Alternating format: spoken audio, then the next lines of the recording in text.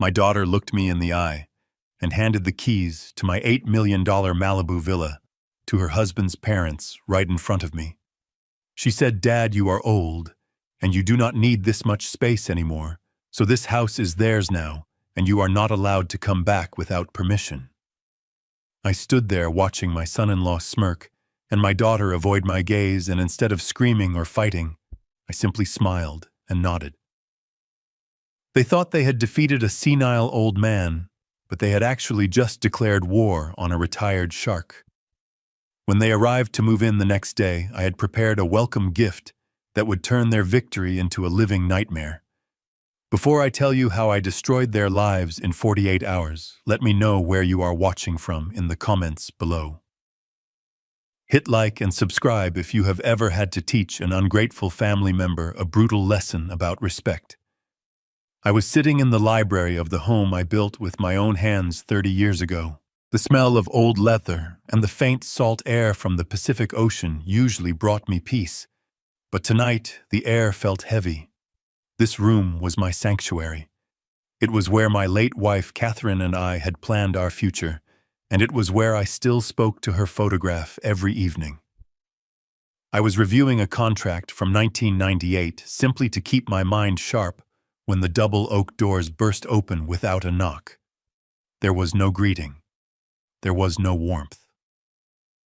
Rachel walked in first, her heels clicking aggressively on the hardwood floor, followed closely by Brandon. My daughter looked pale, almost sick, but her jaw was set with a stubbornness I recognized from her teenage years. Brandon, however, looked different. He usually walked with a slight stoop around me, a posture of feigned humility from a man I had bailed out of bankruptcy 3 times. Tonight he stood tall, his chest puffed out like a rooster that had just discovered it could crow. Brandon did not say hello. He walked straight to my desk and slammed a thick manila folder down on top of the vintage contract I was reading. The sound echoed in the large room like a gunshot. I slowly took off my reading glasses and folded them, placing them deliberately on the table before looking up. I waited. In business, I learned that the first person to speak loses leverage.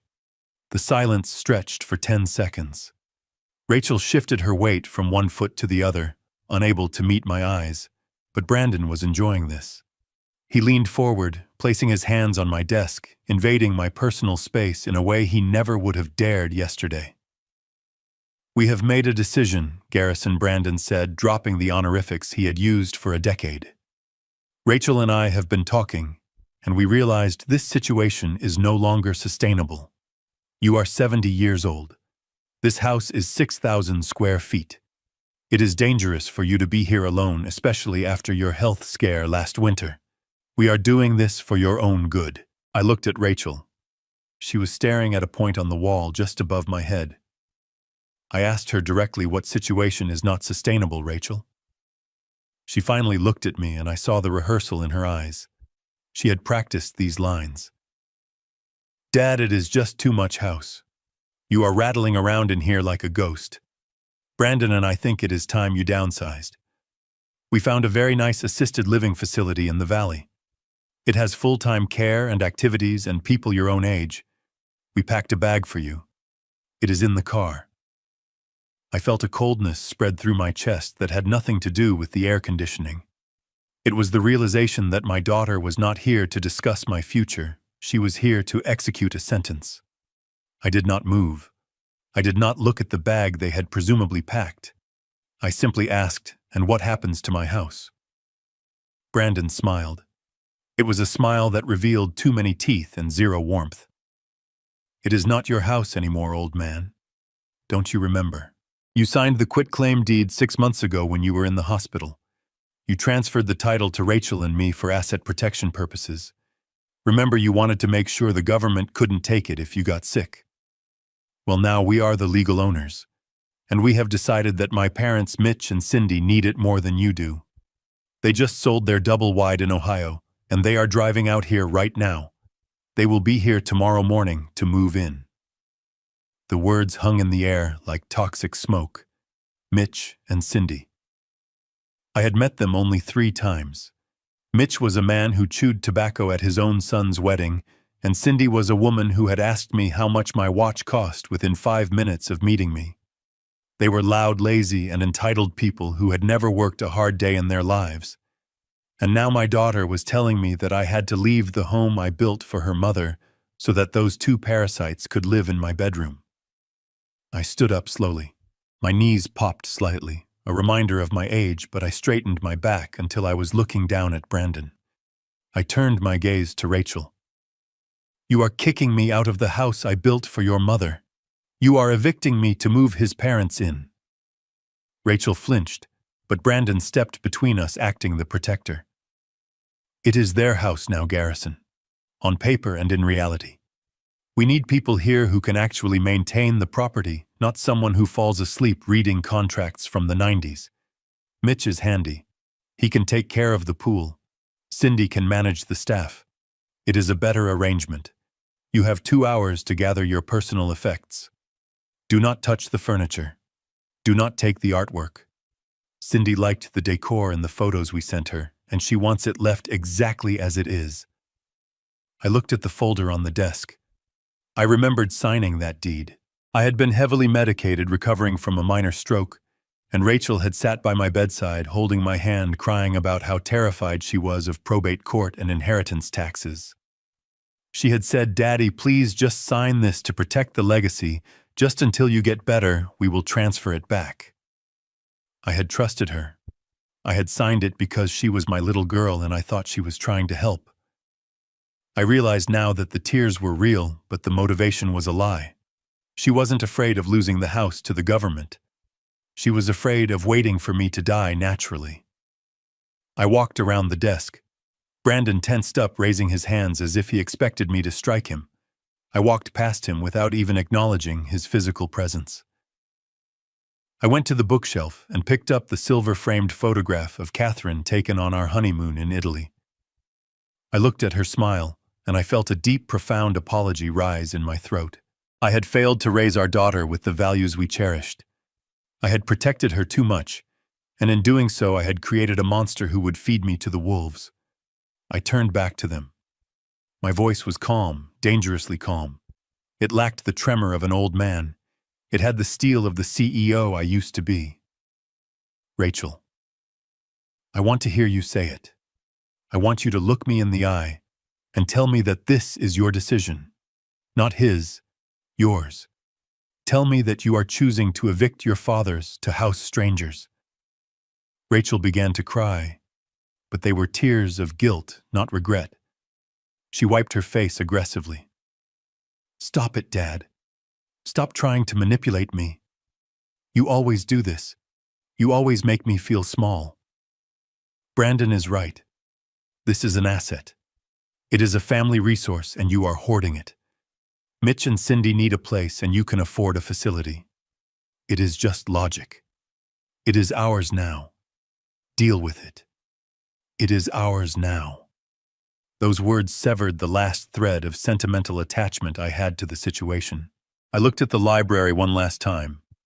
I looked at the leather chair where I read stories to Rachel when she was 5. I looked at the spot on the rug where she learned to crawl. I deleted those memories, file by file. "Okay," I said. Brandon blinked, confused by my sudden capitulation. "Just like that. You aren't going to fight. You aren't going to call the police and make a scene." I picked up the photo of Catherine. I walked to the small wall safe hidden behind a landscape painting. I spun the dial. They watched me with greedy eyes, thinking I was about to pull out cash or jewelry. Instead, I took out a single encrypted USB drive. I put it in my pocket. "I am not going to fight," I said, walking toward the door. "You are right, Brandon. The deed is in your name. The law recognizes you as the owner of the structure. If you want me to leave, I will leave. I will not cause a scene. I will not beg." I walked out into the hallway. I did not go to my bedroom to pack clothes. I did not go to the bathroom to get my toiletries. I had clothes at my other properties. Properties they knew nothing about. I walked straight to the front door. Brandon and Rachel followed me like nervous hyenas, making sure the lion was actually leaving the territory. When I reached the heavy mahogany front door, I opened it and felt the night breeze. I turned to them one last time. Brandon was already pulling out his phone, probably to call his parents and tell them the coast was clear. Rachel was hugging herself, looking at the floor. "You have made a choice tonight," I said. "You have chosen a piece of paper over your father. You have chosen greed over family. Remember this moment. Remember that I gave you a chance to change your mind, and you spit on it." Brandon laughed, a harsh barking sound. "Save the drama, Garrison. You are just bitter because you lost. The driver is waiting to take you to the facility. Have a nice life." He slammed the door in my face. The sound reverberated through the wood and settled in my bones.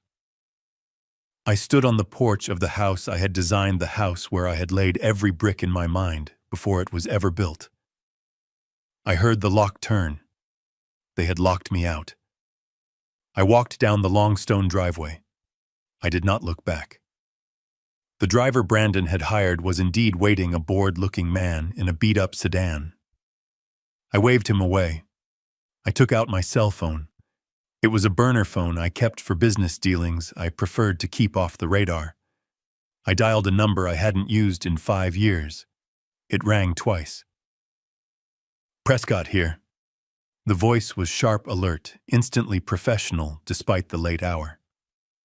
"It is Garrison," I said. There was a pause on the other end, then a shift in tone. "Garrison, it has been a long time. To what do I owe the pleasure?" I walked through the iron gates of the estate and stepped onto the public street. I looked up at the moon. "It is not a pleasure, Prescott. It is business. The Omega Protocol. Activate it." Prescott inhaled sharply. "Omega. Are you certain, Garrison? That is a scorched earth policy. Once we start that machinery, there is no off switch. It is total war. Are we talking about a competitor, a rival developer?" I turned and looked at the silhouette of my villa on the hill. I could see the lights flickering in the living room. They were probably opening my reserve wine collection. "No," I said, my voice devoid of any emotion. "Not a competitor. My daughter. She took the house. She moved the in-laws in. She thinks I am helpless." I heard the sound of a keyboard clacking furiously in the background. Prescott Ayat was already working. "Understood. I am accessing the trust files now. I see the quitclaim deed was filed this morning. Sloppy work, but legally binding on the surface. However, they forgot about the land severance clause, didn't they? They forgot everything, Prescott. They think they own the kingdom, but they only own the castle. They forgot who owns the ground it sits on." "I will have the writs ready by morning," Prescott said. "Where are you staying?" "I am going to the penthouse downtown, the one under the shell company. Make sure the surveillance feeds from the villa are rerouted to my laptop there. I want to see everything. I want to see them get comfortable." "Done." "Garrison, one question. Do you want to leave them a way out? A settlement option?" I thought about Rachel's face. I thought about Brandon's smirk. I thought about the words, "It is theirs now." "No," I said. "No settlements. I want to teach them a lesson about ownership. I want to teach them the difference between holding a title and holding the power. Burn it down, Prescott, figuratively speaking, for now." I hung up the phone. A black car pulled up to the curb. It wasn't a taxi. It was my private security detail that had been shadowing me for 20 years, invisible to my family because they never looked closely enough to notice the black SUV that always parked 2 cars down. The driver stepped out and opened the door. "To the penthouse, sir?" he asked. "To the penthouse," I replied. "And tomorrow we go hunting." As the car pulled away, I watched the villa disappear in the rearview mirror. I felt a strange sense of relief. For years, I had been playing the role of the benevolent retired father trying to guide a daughter who didn't want to listen and supporting a son-in-law who resented my success. I had made myself small to make them feel big. I had hidden my claws so they wouldn't be afraid. But tonight, they had stripped away the father and left only the businessman. They thought they had thrown an old man out into the cold. They didn't realize they had just released the wolf from its cage. The next morning, I sat in the living room of my penthouse overlooking the city skyline. This apartment was a secret I had kept for 15 years. It was where I conducted the business I didn't want Rachel to know about, the commercial real estate deals, the aggressive takeovers, the empire I had built after I supposedly retired. To Rachel, I was a pensioner living on savings. To the city of Los Angeles, I was the majority shareholder of the Ford Group, a conglomerate that owned half the downtown district. I opened my laptop and pulled up the security feed from the Malibu villa.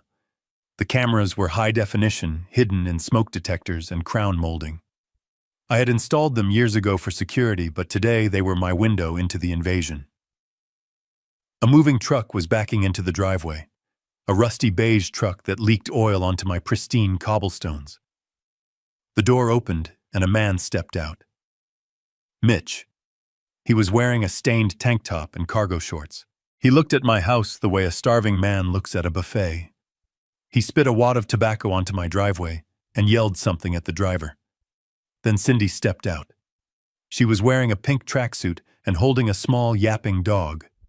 She walked right past the moving guys and into the front door without carrying a single box. I switched the camera view to the living room. Brandon and Rachel were there waiting. Brandon had a glass of champagne in his hand at 10 in the morning. "Welcome home, Mom and Dad!" Brandon shouted as his parents walked in. Cindy looked around the grand foyer, her eyes wide with greed. "Oh my God, Brandon! It is even bigger than the pictures! And look at that chandelier! Is that crystal?" "It is Waterford, Mom," Brandon bragged. The old man had good taste, I will give him that. But it needs updating. It smells like old people in here. Cindy laughed, a shrill sound that grated on my ears. "Well, we will fix that. Where is the master bedroom? I want to see where I am sleeping." "Top of the stairs to the right," Rachel said, her voice quiet. "It has the best view of the ocean."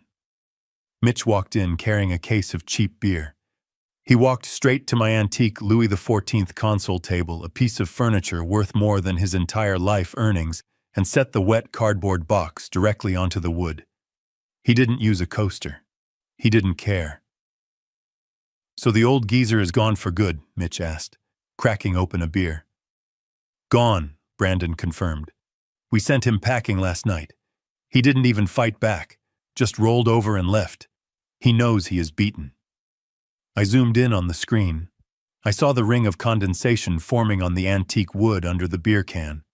I saw Cindy pick up a vase my wife had bought in Paris and look at the bottom to check the brand before putting it back down carelessly. I felt a cold rage settle in my stomach. They were not just living in my house. They were desecrating it.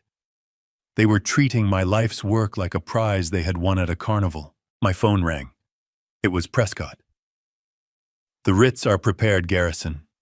We also found something interesting in the county records. Brandon tried to leverage the property title this morning. He applied for a home equity line of credit.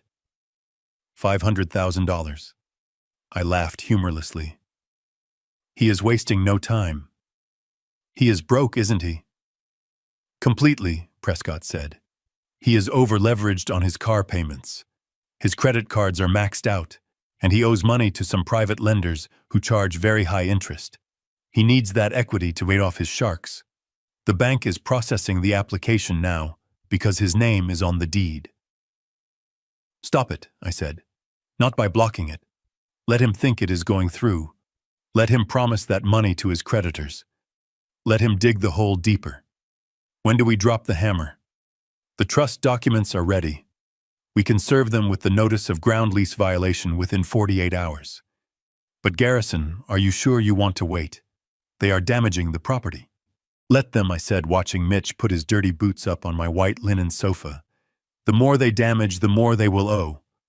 Every scratch is a lawsuit. Every stain is a debt. I want them to get comfortable. I want them to unpack every box. I want them to believe they have won. Because the fall is much harder when you think you are flying. I hung up and watched the screen. Cindy was now in the kitchen, opening the refrigerator. She began pulling out my organic produce, my imported cheeses, my prepared meals, and tossing them into a garbage bag. "We need room for real food," she announced, pulling packages of processed frozen meat from a cooler. "None of this fancy rabbit food." Rachel stood in the corner watching her mother-in-law throw away hundreds of dollars of groceries. She looked uncomfortable, but she said nothing. She was weak. She had always been weak, allowing stronger personalities to bulldoze her. First me, now Brandon and his parents. She had traded a benevolent dictator for a group of tyrants, and she was about to realize that freedom from her father came with a heavy price tag. I closed the laptop. I had seen enough. The invasion had begun. They were occupying the territory, drinking the wine, and dirtying the carpets. They were celebrating their victory over the senile old man. They had no idea that the senile old man was currently sitting in a penthouse controlling the very ground beneath their feet. They had the deed to the house, yes, but they had forgotten the golden rule of real estate. Location is everything, and the location they were standing on didn't belong to them. It belonged to the Catherine Ford Irrevocable Trust, and the landlord was about to raise the rent.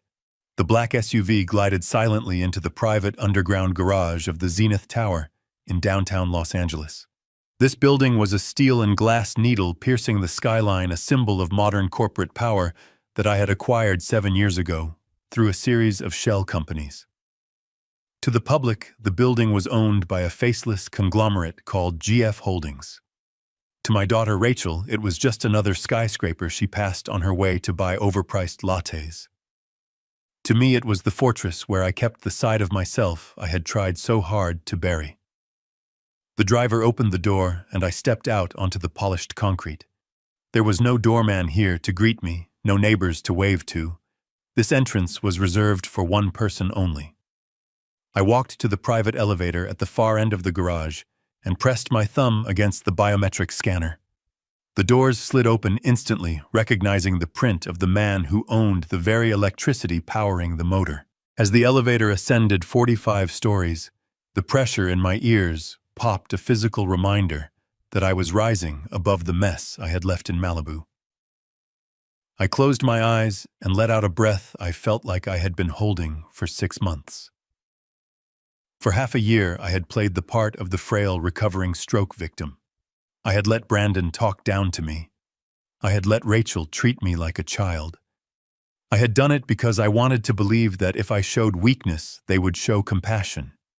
I wanted to believe that if I needed them, they would step up. Instead, they stepped on me.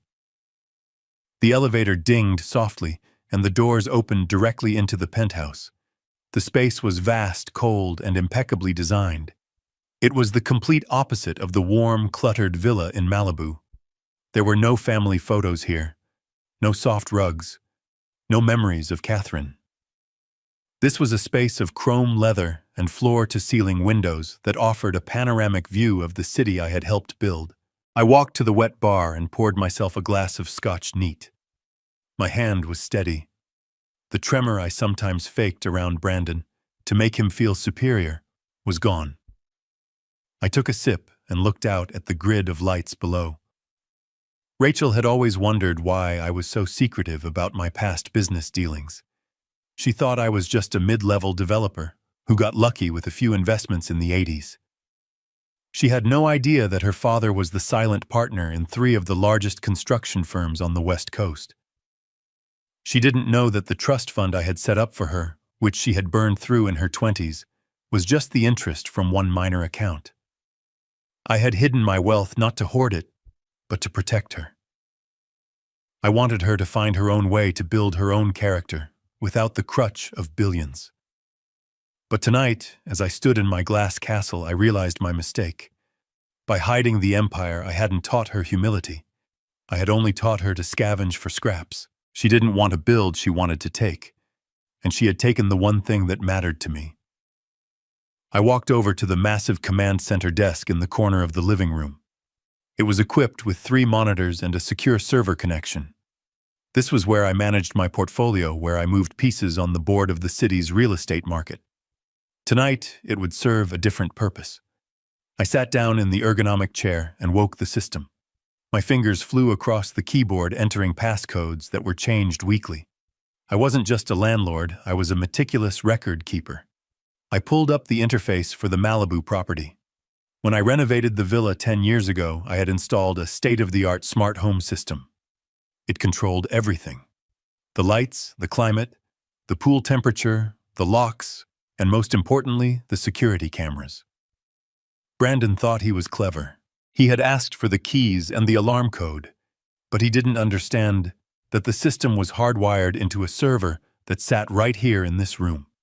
He could change the keypad code on the wall 1,000 times, but he could never lock out the administrator. I typed in the override command. The screens in front of me flickered and then resolved into 12 distinct feeds. High-definition night vision cameras revealed the exterior and interior of the home I had just been exiled from. I felt a surge of adrenaline, not fear, but the thrill of the hunt. I was no longer the victim standing on the porch. I was the eye in the sky. The feed from the driveway showed the rusty moving truck still parked askew, leaking fluids onto the pavers. I saw Mitch, my daughter's father-in-law, dragging a heavy tool chest across the lawn, gouging deep tracks into the grass. I paid a landscaper $2,000 a month to maintain. I switched to the living room camera. Cindy was there, walking around with a glass of red wine in her hand. She was opening drawers, rifling through the antique sideboard where Catherine used to keep her linen napkins. I watched as Cindy pulled out a hand-embroidered tablecloth, one that Catherine had brought back from our anniversary trip to Florence, and used it to wipe a spill off her shoe. My grip tightened on the mouse until the plastic creaked. This was not just theft. This was desecration. They weren't just living in my house, they were erasing our history. I saw Brandon enter the frame. He was laughing, slapping his father on the back, gesturing grandly to the high ceilings as if he had built them himself. I zoomed in on his face. He looked drunk on power, drunk on the idea that he had finally bested the old man. He thought he was the king of the castle. He had no idea that the castle was rigged.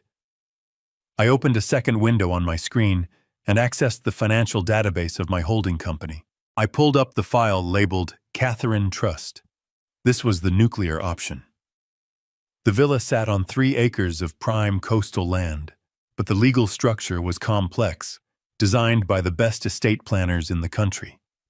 The house, the physical structure of wood and stone, was technically a separate entity from the land itself. I had done this 20 years ago for tax purposes, never imagining it would become a weapon. I read through the ground lease agreement. It was a document I had drafted myself. It stated that the owner of the structure could lease the land for $1 a year as long as the owner was Garrison Ford. However, if the title of the structure changed hands without the written consent of the land trust, the lease would automatically revert to fair market commercial value. I checked the current market rates for 3 acres of Malibu beachfront property. The number was staggering. I leaned back in my chair, watching Cindy put her feet up on the coffee table. They thought they had won a mansion. In reality, they had just signed a contract for a debt they could never repay in 100 lifetimes. I wasn't going to evict them yet. Not tonight.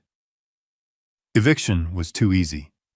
Eviction was a legal process that took months. I wanted something faster.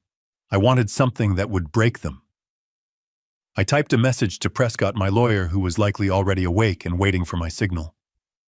The message was short. The trap is set. Let them settle in.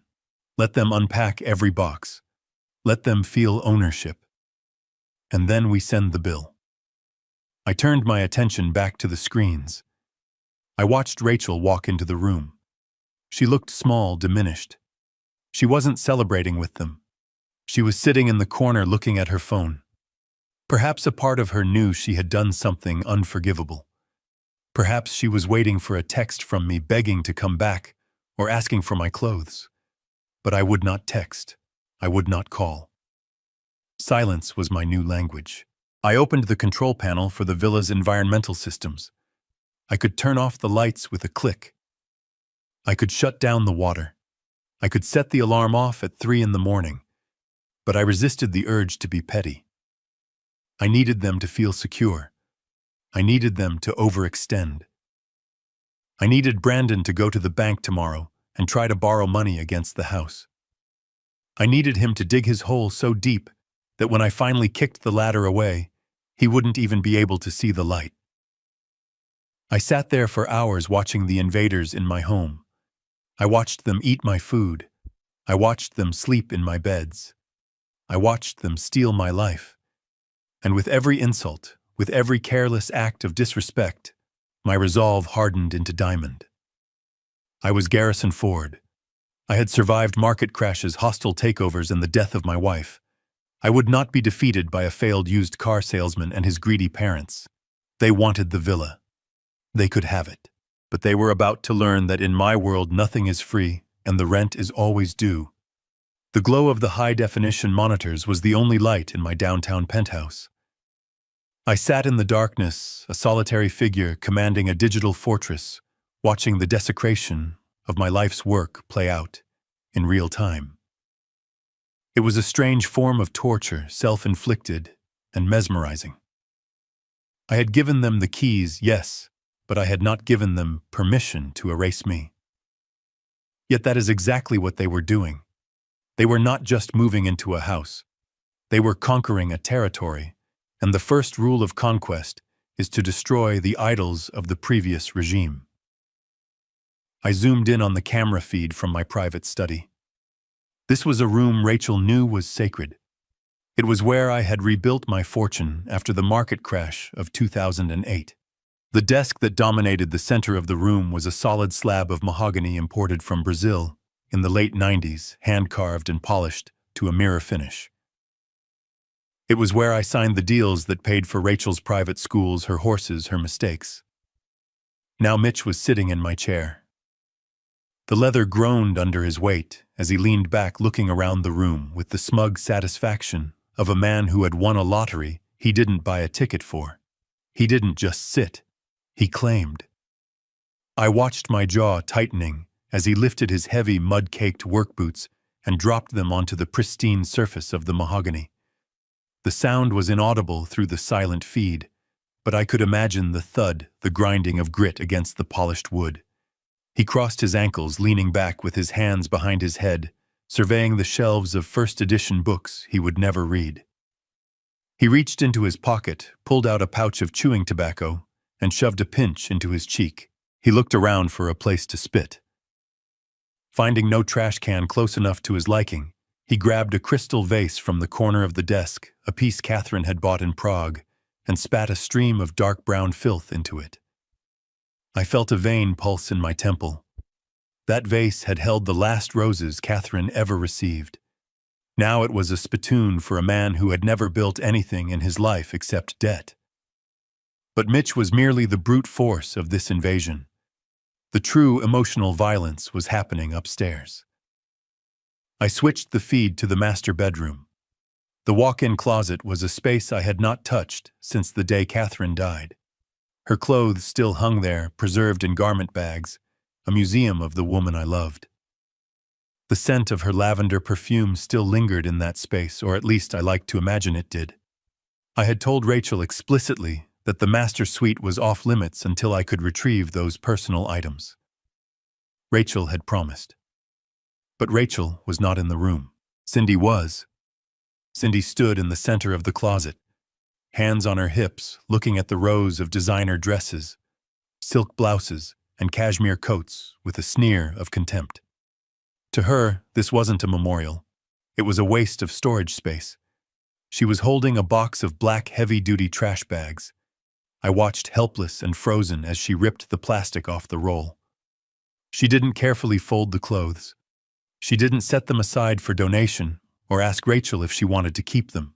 She grabbed armfuls of the hangers, yanking them violently from the rods. I saw her pull down the silver evening gown Catherine wore to the charity gala the night I was named Developer of the Year. It was a delicate, hand-beaded masterpiece. Cindy looked at it, held it up against her own frame, shook her head with a laugh, and stuffed it into the black bag. Then came the coats. The trench coats from London, the furs she wore in Aspen. Cindy worked with a frenzied efficiency, clearing the racks to make room for her polyester tracksuits and animal print blouses. She was erasing 30 years of elegance to make room for a clearance rack. Rachel walked into the room then. I leaned forward, hoping, praying that my daughter would stop this, that she would see her mother's favorite silk scarf being crumpled into a ball and say something. Rachel stopped in the doorway. She looked at the growing pile of black bags. She looked at Cindy, who was now tossing Catherine's shoe collection into a pile in the corner like firewood. "Oh, honey," Cindy said, turning to Rachel, "I am doing you a favor. This stuff is ancient. It smells like mothballs and sadness. We need to clear this energy out if we want a fresh start. Besides, none of this would fit you anyway." I waited for Rachel to scream. I waited for her to defend the memory of the woman who had nursed her through fevers and heartbreaks. Instead, Rachel just looked down at her feet. She looked defeated, small. "Just be careful with the jewelry box," Rachel murmured. "Dad might want that." "He had his chance," Cindy snapped, zipping up a bag filled with thousands of dollars of Italian silk. "He left it. Finders keepers, sweetie. That is the law of the land." Cindy turned back to the shelves and swept Catherine's collection of vintage handbags into a garbage bin. I felt a tear track hot and solitary down my cheek. It wasn't sadness anymore. It was a cold, hard realization. The daughter I raised was gone. She had allowed this woman, this stranger, to throw her mother into the trash. There was no redemption for this. There was no coming back. I switched feeds again, needing to look away before I smashed the monitor. I clicked on the camera in the wine cellar. This was a climate-controlled vault in the basement secured by a keypad. But Brandon had the master codes now. I saw him there with Mitch. They were laughing, their voices echoing off the stone walls. Brandon was holding a bottle of Chateau Margaux 1982. It was one of the jewels of my collection, a bottle worth more than the car Brandon drove. I had been saving it for Rachel's first child. I had planned to open it and toast to the future of the Ford legacy. Brandon didn't use a corkscrew. He didn't decant it to let it breathe. He took a pocket knife and dug the cork out, crumbling bits of it into the wine. "Look at this fancy stuff," Mitch said, looking at the label. "Probably tastes like vinegar." Brandon laughed. "It is all hype, Dad. The old man just bought it to show off. Watch this." Brandon walked over to a small prep sink in the corner of the cellar. He had brought a 2-liter bottle of lemon-lime soda and a bag of ice with him. He poured the deep ruby-red wine into plastic red Solo cups, filling them halfway. Then he topped them off with the fizzy, sugary soda. He swirled it around the ice, clinking against the plastic. He handed a cup to his father. They clinked the red plastic together. "To the new kings of the castle," Brandon toasted. "To free rent and good living," Mitch replied, taking a massive gulp of the mixture. He burped loudly. "Not bad. Little dry, but the soda helps." I sat back in my chair in the penthouse. My hands were no longer shaking. A strange calm had washed over me. It was the calm of a general who watches the enemy walk blindly into a minefield. They were drinking my wine, yes. They were trashing my wife's clothes. They were scarring my desk. But they were also cementing their fate. Every act of disrespect was fuel. Every item Cindy threw away was another zero I would add to the final bill. They thought they were destroying my legacy, but they were only destroying their own safety net. They were burning the bridge while they were still standing on it. I reached for my phone and sent a text to Prescott. It was time to start the clock. Document everything I wrote. Every bag of clothes. The damage to the desk. The value of the wine. Add it to the liability column. And Prescott, "Yes, Garrison," came the immediate reply. Make sure the eviction notice, when we finally send it, includes a clause for emotional distress. I want them to pay for every single thread of my wife's clothes they touched. I turned off the monitors. I couldn't watch anymore. I didn't need to. I had seen enough to know that mercy was no longer an option. They had made this personal.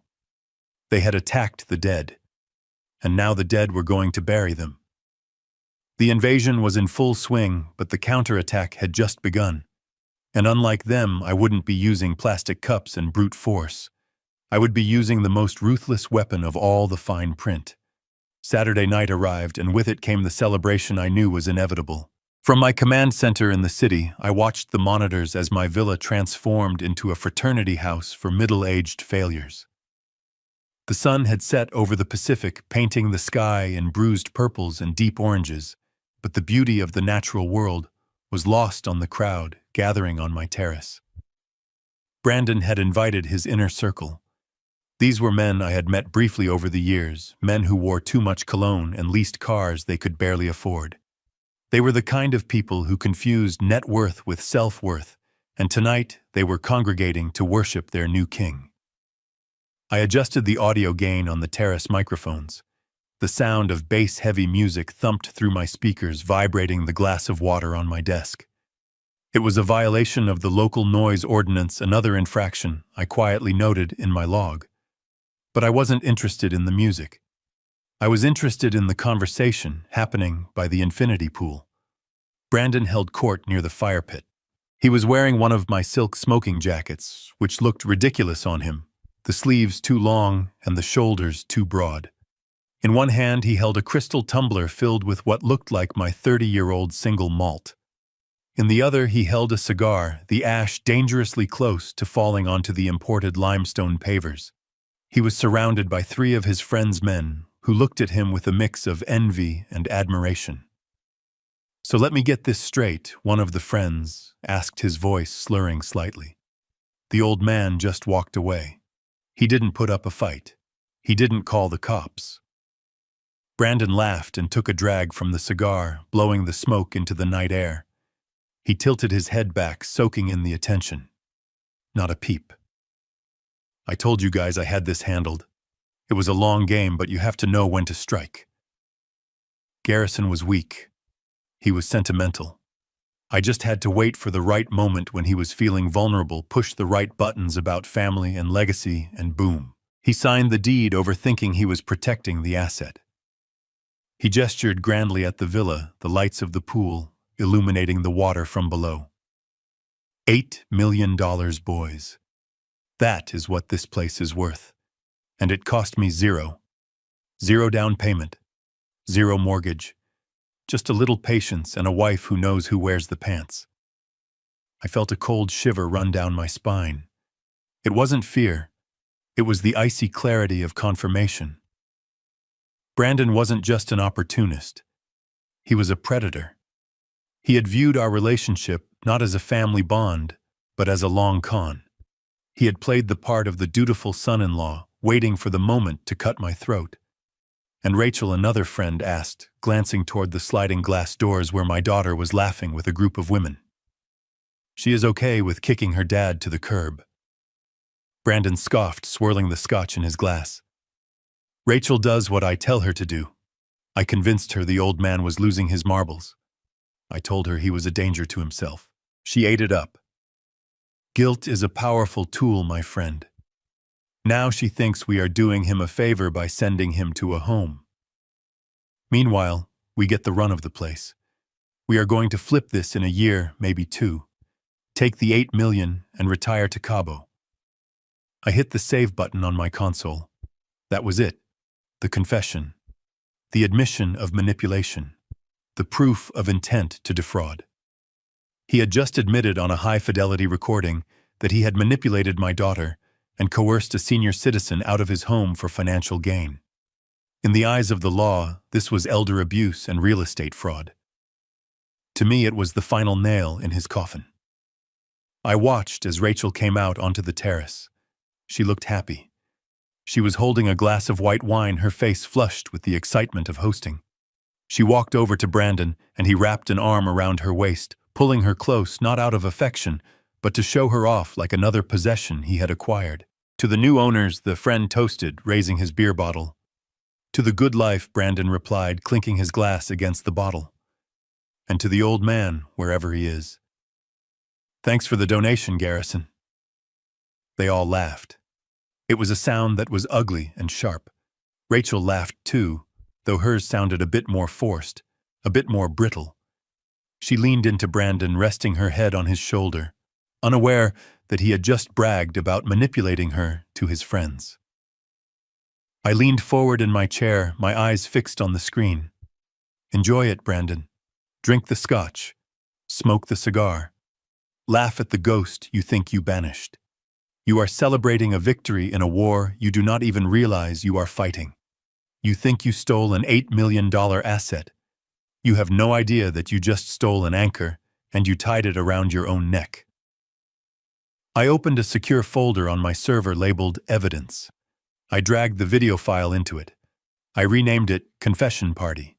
Then I opened my email client and composed a message to Prescott. I attached the audio clip. Subject line regarding the moral character of the current occupants. Body of the email. Prescott add this to the file for the civil suit. Also cross-reference his statement about flipping the property with the terms of the trust. He just stated intent to sell. That triggers the immediate acceleration clause in the ground lease. He doesn't have 2 years. He doesn't even have 2 weeks. I sent the email and watched the progress bar complete. The trap was no longer just theoretical. It was armed. The evidence was secured in the cloud, replicated on 3 different servers. On the screen, Brandon was now trying to show his friends how to turn on the jacuzzi. He was fumbling with the control panel, pressing buttons, randomly getting frustrated. He didn't know the sequence. He didn't know that I had remotely locked out the heating functions 10 minutes ago. This stupid thing must be broken, he muttered, kicking the side of the tub. Cheap junk. I allowed myself a small, cold smile. It wasn't broken, Brandon. It just doesn't work for trespassers. I sat there for another hour cataloging every face at the party. I ran facial recognition software on the guests. I wanted to know exactly who was drinking my wine. I wanted to know who his allies were, because when the ship went down, I wanted to make sure they all got wet. I was no longer the father who grilled burgers on the 4th of July. I was the actuary of their destruction, calculating the cost of every sin. And the bill was going to be astronomical. 30 days is exactly how long it takes for the fantasy of owning an $8 million estate to rot into the nightmare of maintaining it. From the climate-controlled silence of my downtown command center, I watched the calendar on my wall turn a page. It had been a month of silence from my end. No texts, no calls, no warnings. I had let them enjoy the honeymoon phase of their theft. I had let them throw their parties and post their photos on social media, bragging about their new Malibu lifestyle.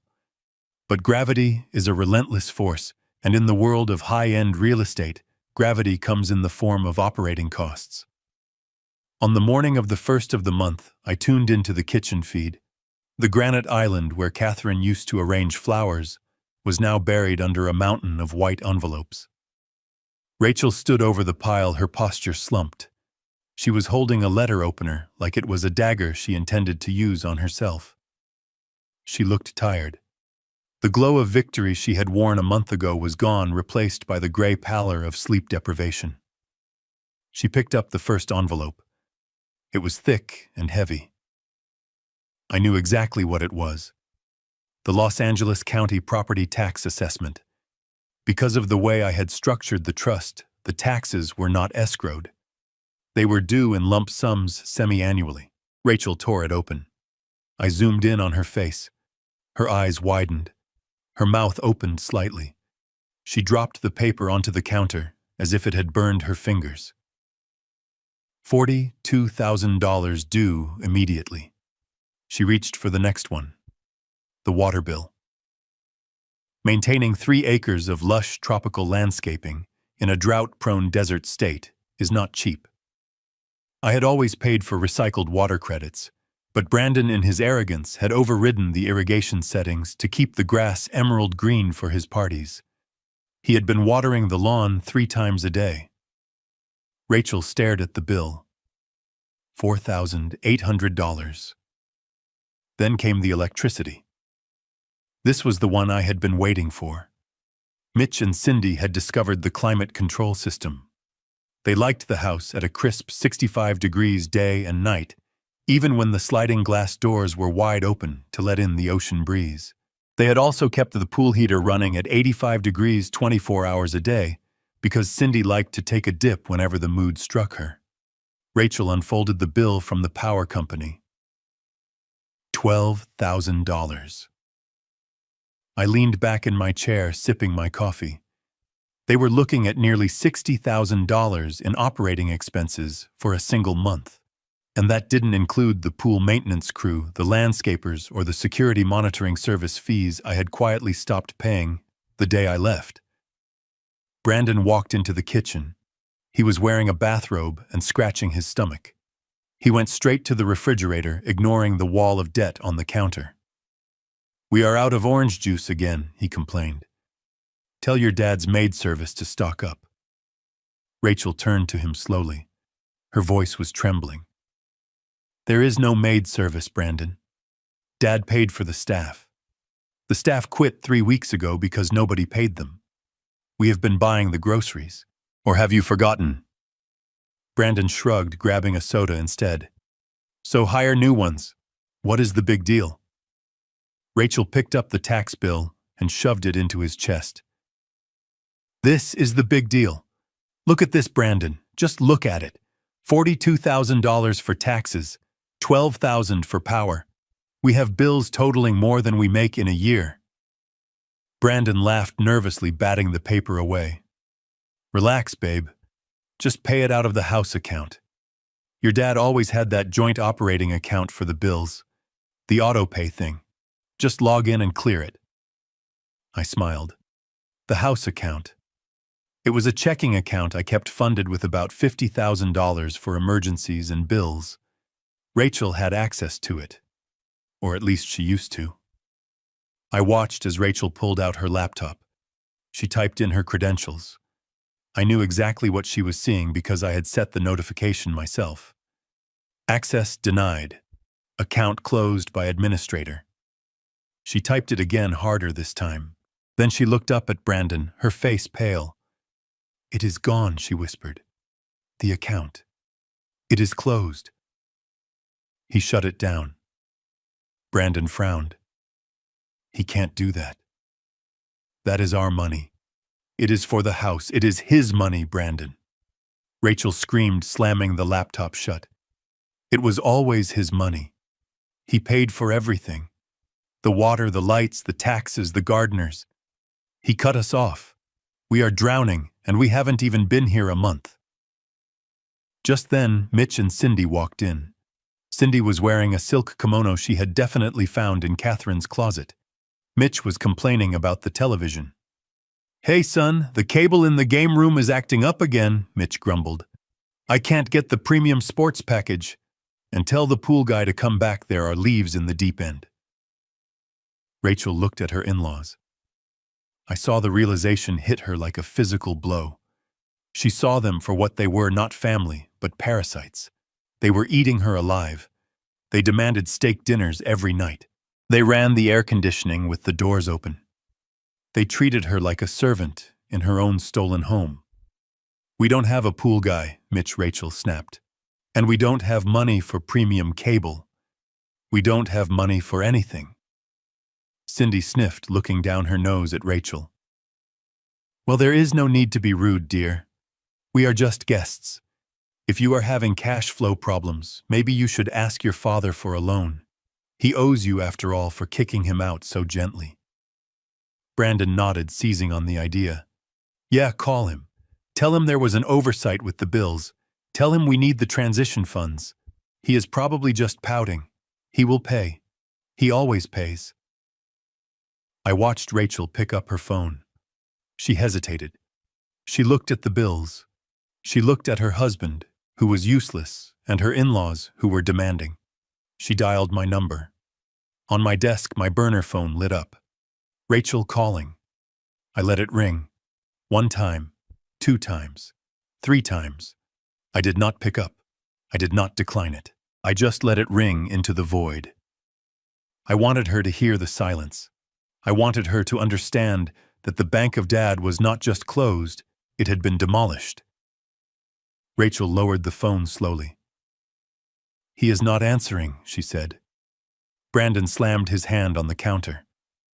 "Fine. Whatever. We don't need him. We have the asset. We are sitting on $8 million of equity. I will just go to the bank tomorrow and take out a line of credit. We will pay these stupid bills and have plenty left over to live like kings." I watched him strut out of the kitchen, confident in his ignorance. He thought the house was a piggy bank he could smash open. He had no idea that the piggy bank was made of steel and I held the only combination. The squeeze had begun. The bills were the first wave. The lack of cash was the second. But the real storm was coming tomorrow when Brandon walked into that bank.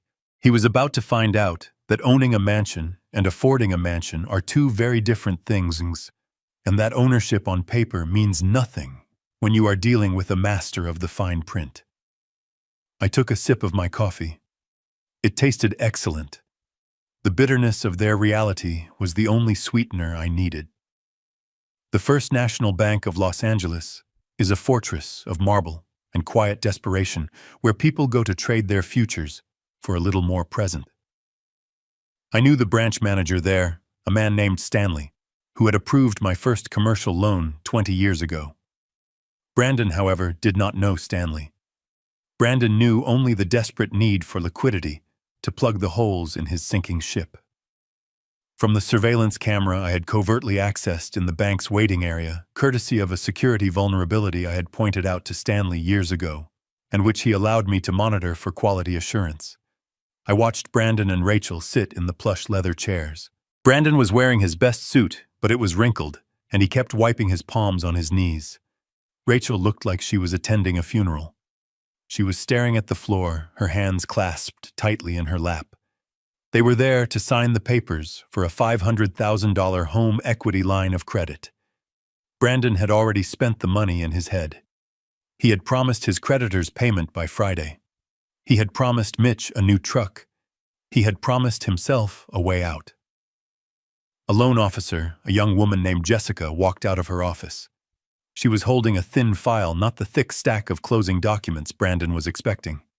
She did not smile. "Mr. and Mrs. Ford," she said, gesturing for them to enter. "Please come in." They walked into the glass-walled office. I switched feeds to the camera inside the room. The audio was crisp. "So Jessica," Brandon said, sitting down and leaning forward, eager to get to the money part. "Where do we sign? I need the funds wired today if possible." Jessica sat behind her desk and placed the file down. She folded her hands on top of it. "I am afraid we have hit a snag, Mr. Ford. The underwriting department flagged something during the final title search this morning. We cannot proceed with the loan." Brandon's smile faltered. "What do you mean you can't proceed? We were pre-approved. The house is worth $8 million. We only want $500,000. That is like 6% loan to value. It is a no-brainer. It is not about the value of the structure." Jessica said, her voice professional but firm. "It is about the collateral. When we lend money against a property, we need to secure a lien against the entire asset, the land and the improvements." So Brandon interrupted. "We own it. We have the deed." "Rachel, show her the deed." Rachel pulled the quitclaim deed from her purse and slid it across the desk. It was wrinkled from being handled so much. "Here," she whispered. "My father signed it. It is legal." Jessica glanced at the document, but didn't pick it up. "Yes, we have a copy of that, and it is a valid transfer of the structure. However, our title search revealed a severance of the estate that occurred 20 years ago." "Severance?" Brandon asked, his voice rising. "What are you talking about?" Jessica opened her file and turned a document around so they could see it. It was a copy of the land trust agreement I had established. Mr. Garrison Ford placed the land, the 3 acres of earth the villa sits on, into an irrevocable trust in the name of Catherine Ford, Jessica explained. He retained ownership of the physical house separately. When he signed that quitclaim deed, he transferred ownership of the building to you. But he did not, and legally could not, transfer ownership of the land. Brandon stared at her blankly. I don't get it. We own the house. The house is on the land. Therefore, we own the land. No, sir, Jessica said. In real estate law, land and improvements can be owned separately. It is common in commercial real estate, but rare in residential. You own the bricks, the wood, the glass, and the pool. But the ground beneath it belongs to the Catherine Ford Trust. And according to the ground lease on file, the trust has not consented to this mortgage. Without the landowner's permission, we cannot secure the loan. If you default, we could foreclose on the house, but the trust could evict us from the land. It is too high a risk. Rachel spoke up for the first time, her voice trembling. So we can't get the money? No, Jessica said. Not unless you can get the trustee to sign a subordination agreement or co-sign the loan. Who is the trustee? Brandon demanded. Who controls this trust? Jessica looked at the paper. Mr. Garrison Ford. The silence in the room was absolute. I watched from my penthouse and took a sip of water. The trap had snapped shut. They had walked into the bank thinking they were millionaires, and were walking out realizing they were squatters in a castle built on someone else's dirt. Brandon stood up, his face turning a dangerous shade of red. This is ridiculous. He tricked us. The old man tricked us. He gave us a shell. He didn't trick you, sir, Jessica said coolly. Public records are public. You didn't do your due diligence. You didn't hire a title company before accepting the deed. You just took it. We need that money, Brandon shouted, slamming his hand on the desk. You don't understand. I have people waiting. I have debts. I am sorry, Jessica said, standing up to signal the meeting was over. There is nothing we can do. Good day. Brandon stormed out of the office, leaving Rachel to scramble after him, collecting her purse and the worthless deed. I watched them walk through the lobby. Brandon was muttering to himself, running his hands through his hair. Rachel was crying silently. They walked out into the bright Los Angeles sun. They stood on the sidewalk next to Brandon's leased sports car. What are we going to do? Rachel asked, wiping her eyes. We have $60,000 in bills due this week. Mitch and Cindy want allowance money. And you owe those guys. Brandon kicked the tire of his car. I am going to kill him. I am going to kill the old man. He set us up. He knew all along. He is not going to sign for the loan, Rachel said. You know he won't. He won't even answer my calls. Brandon pulled out his phone. He dialed a number. I watched my burner phone light up on my desk. Brandon calling. I let it ring. He left a voicemail. Garrison, you listen to me. I know what you did. You think you are clever with your trusts and your fine print. But you are forgetting who lives in that house. If you don't sign off on this loan, I am going to start selling things. I will sell the art. I will sell the furniture. I will strip the copper out of the walls if I have to. You want to play hardball?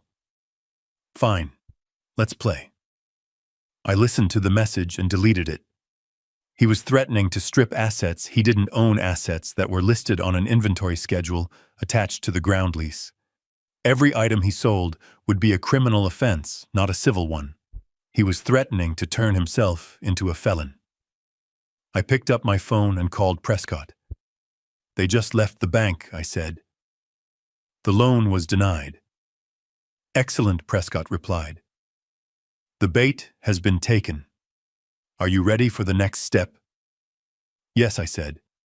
He is threatening to liquidate the furnishings. We need to move up the timeline.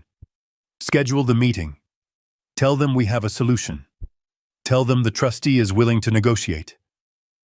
Negotiate, Prescott asked. You said no settlements. It is not a settlement, I said, watching Brandon scream at his steering wheel on the monitor. It is an education. I want them in a room. I want them to see the paperwork. I want to explain to them exactly how much they owe me. And then I want to present the bill. When do you want them? Tomorrow morning. 10 a.m. My office. I hung up. Brandon thought he was playing hardball. He was about to find out he was playing Russian roulette with a fully loaded gun. He wanted money. I was going to offer him a way out, a way that would cost him everything he had left, including his dignity. I looked at the screen one last time. Rachel was sitting in the passenger seat of the car, her head in her hands. She looked broken. Good. You have to break a bone to reset it properly. She needed to be broken. She needed to understand that the man she married was a fool and a parasite. She needed to see him panic. She needed to see him fail.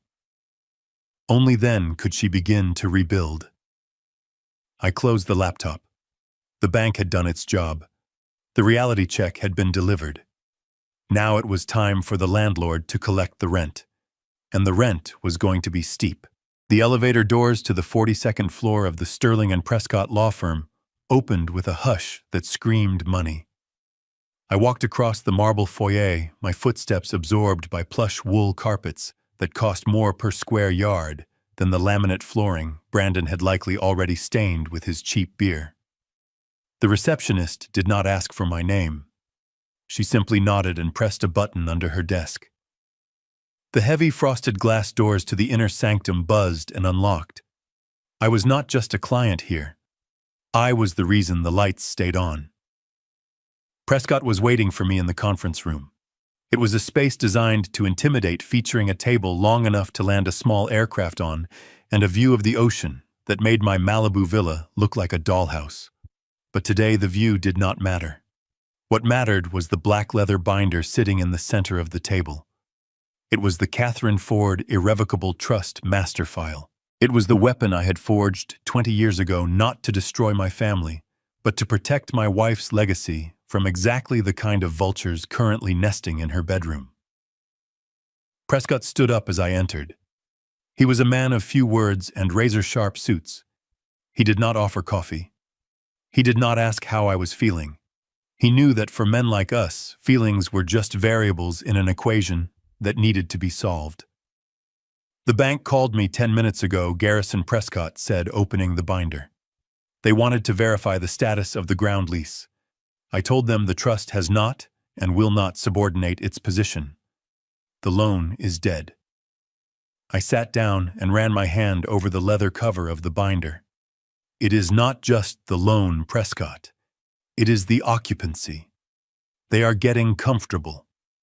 They are making threats. Brandon left me a voicemail saying he would start selling the furniture. Prescott's expression didn't change, but his eyes hardened. That would be theft, and we would prosecute. But we can stop them before they sell a single lamp. Are you ready to trigger the escalation clause? I looked at the document he slid across the table. It was a copy of the ground lease agreement dated August 14, 1998. I remembered the day I signed it. Catherine had been worried about liability, about lawsuits, about the volatility of the real estate market. I had told her I would build a fortress that no creditor could ever breach. I separated the land from the house, placing the 3 acres of prime beachfront soil into an irrevocable trust. The trust owned the dirt, the trees, the driveway, and the utility conduits. The house itself, the wood and glass structure, sat on that land as a tenant. Explain it to me, I said. Not because I didn't know it. I wrote it. But I needed to hear it out loud. I needed to hear the trap snap shut. Prescott adjusted his glasses. It is simple contract law, Garrison. Section 12, paragraph 4. The family occupancy rider. As long as the physical structure is titled to Garrison Ford or a direct lineal descendant who resides in the home with Garrison Ford. The ground rent is set at a nominal fee of $1 per annum. This is the family discount. It effectively allows the homeowner to live on the trust's land for free. He turned the page. The paper rustled loudly in the quiet room. However, Prescott continued his finger tracing the text. Paragraph 5 details the default and transfer triggers. If the title to the physical structure is transferred to any party without the express written consent of the trustee, or if the structure is occupied by non-beneficiaries while the trustee is excluded, the family occupancy rider is automatically voided. And what happens when the rider is voided? I asked, leaning forward. The lease reverts to the commercial standard, Prescott said. The rent is recalculated based on the fair market value of the land for its highest and best use. In Malibu beachfront, commercial land leases are currently trading at astonishing rates. We had the analysts run the numbers this morning. He slid a second sheet of paper toward me. It was a spreadsheet with a single bold number at the bottom. $150,000, I read aloud. Per month, Prescott clarified. Triple net. Meaning the tenant is also responsible for property taxes, insurance, and all maintenance of the underlying infrastructure, including the seawall and the private road. I stared at the number. $150,000 a month. That was nearly $2 million a year just for the privilege of the house sitting on the dirt. It was a number that would bankrupt a small company, let alone a failed entrepreneur like Brandon. And it is retroactive, Prescott added, delivering the final blow. The clause states that the rate adjustment triggers from the date of the unauthorized transfer. They recorded the quitclaim deed 31 days ago. That means as of this morning they are already in arrears. How much, I asked. With late fees and the administrative penalty for unauthorized occupancy, they currently owe the trust $165,000. And another $150,000 is due on the 1st. I sat back. It was elegant. It was brutal. It was perfect. They had stolen the house thinking they had won the lottery. But by accepting the deed without doing their due diligence, they had unwittingly signed a commercial lease they couldn't possibly afford. They hadn't stolen an asset. They had stolen a liability. Rachel never read the fine print, I said softly. She always hated paperwork. She just wanted the keys. She has the keys, Prescott said. And now she has the bill. Do you want to send the demand letter? I looked at the pen Prescott was holding out to me. It was a heavy fountain pen, the kind that leaves a permanent mark. I thought about the way Mitch had spit tobacco into my vase. I thought about Cindy throwing Catherine's clothes into trash bags. I thought about Brandon threatening to strip the copper from the walls. They had treated my kindness as weakness. They had treated my silence as surrender. I took the pen. Is there a clause for damages, I asked, for degradation of the property? Prescott nodded. Section 18. The trust has the right to inspect the property to ensure the asset isn't being devalued. If we find damages, we can demand immediate remediation or eviction. Given the threats Brandon made on your voicemail, we have probable cause to demand an immediate inspection. Add it, I said. I want full access.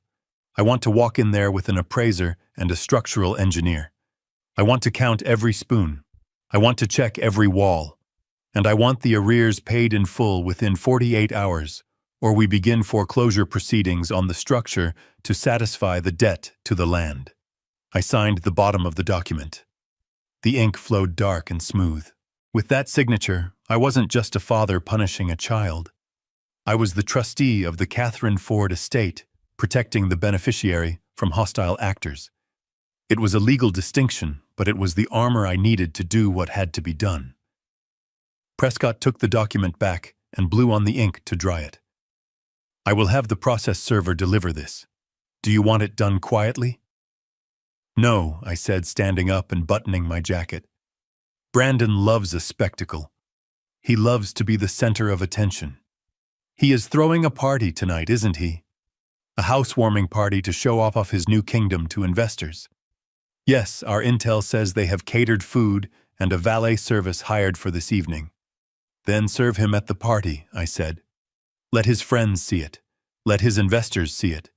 Let them all see that the king of Malibu is actually a tenant who is behind on his rent. And Prescott? I want to be there. Prescott raised an eyebrow. You want to deliver it yourself? I walked to the window and looked out at the ocean. I want to see his face. I want to see the moment he realizes that the ground he is standing on, literally, does not belong to him. I want to look him in the eye when I tell him that his free ride is over. Very well, Prescott said, closing the binder with a finality that sounded like a prison door slamming shut. I will arrange the security detail. We will arrive at 8. I left the office feeling lighter than I had in a month. The legal trap was set. The time bomb was ticking. Brandon and Rachel were currently popping champagne in a house that was hemorrhaging money they didn't have. They were sitting on a landmine, and I had just handed them the detonator. They wanted the house. They wanted the status. They wanted the Ford legacy. Tonight, they were going to get the full weight of it. Tonight, they were going to learn that in the world of high-stakes real estate, if you don't read the contract, you don't own the deal. The deal owns you, and I was the one holding the paper.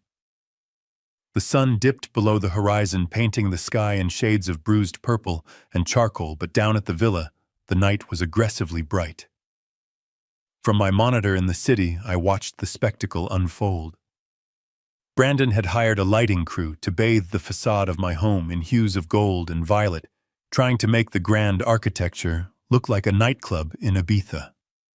A line of luxury sedans snaked down the driveway I had paved, and a team of valets in red vests were running back and forth, parking cars on the manicured lawn I used to tend with such care. It was a display of wealth so desperate and so loud, it practically screamed bankruptcy. This was not a housewarming party. It was a hunting ground. Brandon was cornered. The bank had rejected him, the bills were piling up, and his creditors were circling. Tonight was his last frantic attempt to find a lifeline. He had invited every venture capitalist, hard money lender, and gullible heir he could find in the city. The bait was the house itself. He needed them to believe he was a titan of industry, a man with $8 million in equity and a vision for the future. He needed them to buy into his latest scheme, a vaporware tech startup that existed only on a slide deck and in his fevered imagination. I zoomed in on the patio. Brandon was working the room with a manic energy that made me tired just watching him. He was wearing a tuxedo that fit too tightly across the shoulders, likely a rental he hadn't bothered to tailor. He had a glass of champagne in one hand, and he was gripping the elbow of a silver-haired man I recognized as a notorious angel investor, known for high-risk bets. I turned up the volume on the directional microphone hidden in the patio umbrella. "It is a sure thing, George," I heard Brandon say, his voice pitched slightly too high. "The villa is just the anchor asset. We are leveraging the equity to disrupt the entire supply chain logistics market. I have the prototype ready. I just need a bridge round of $2 million to flip the switch." He was lying through his teeth. There was no prototype.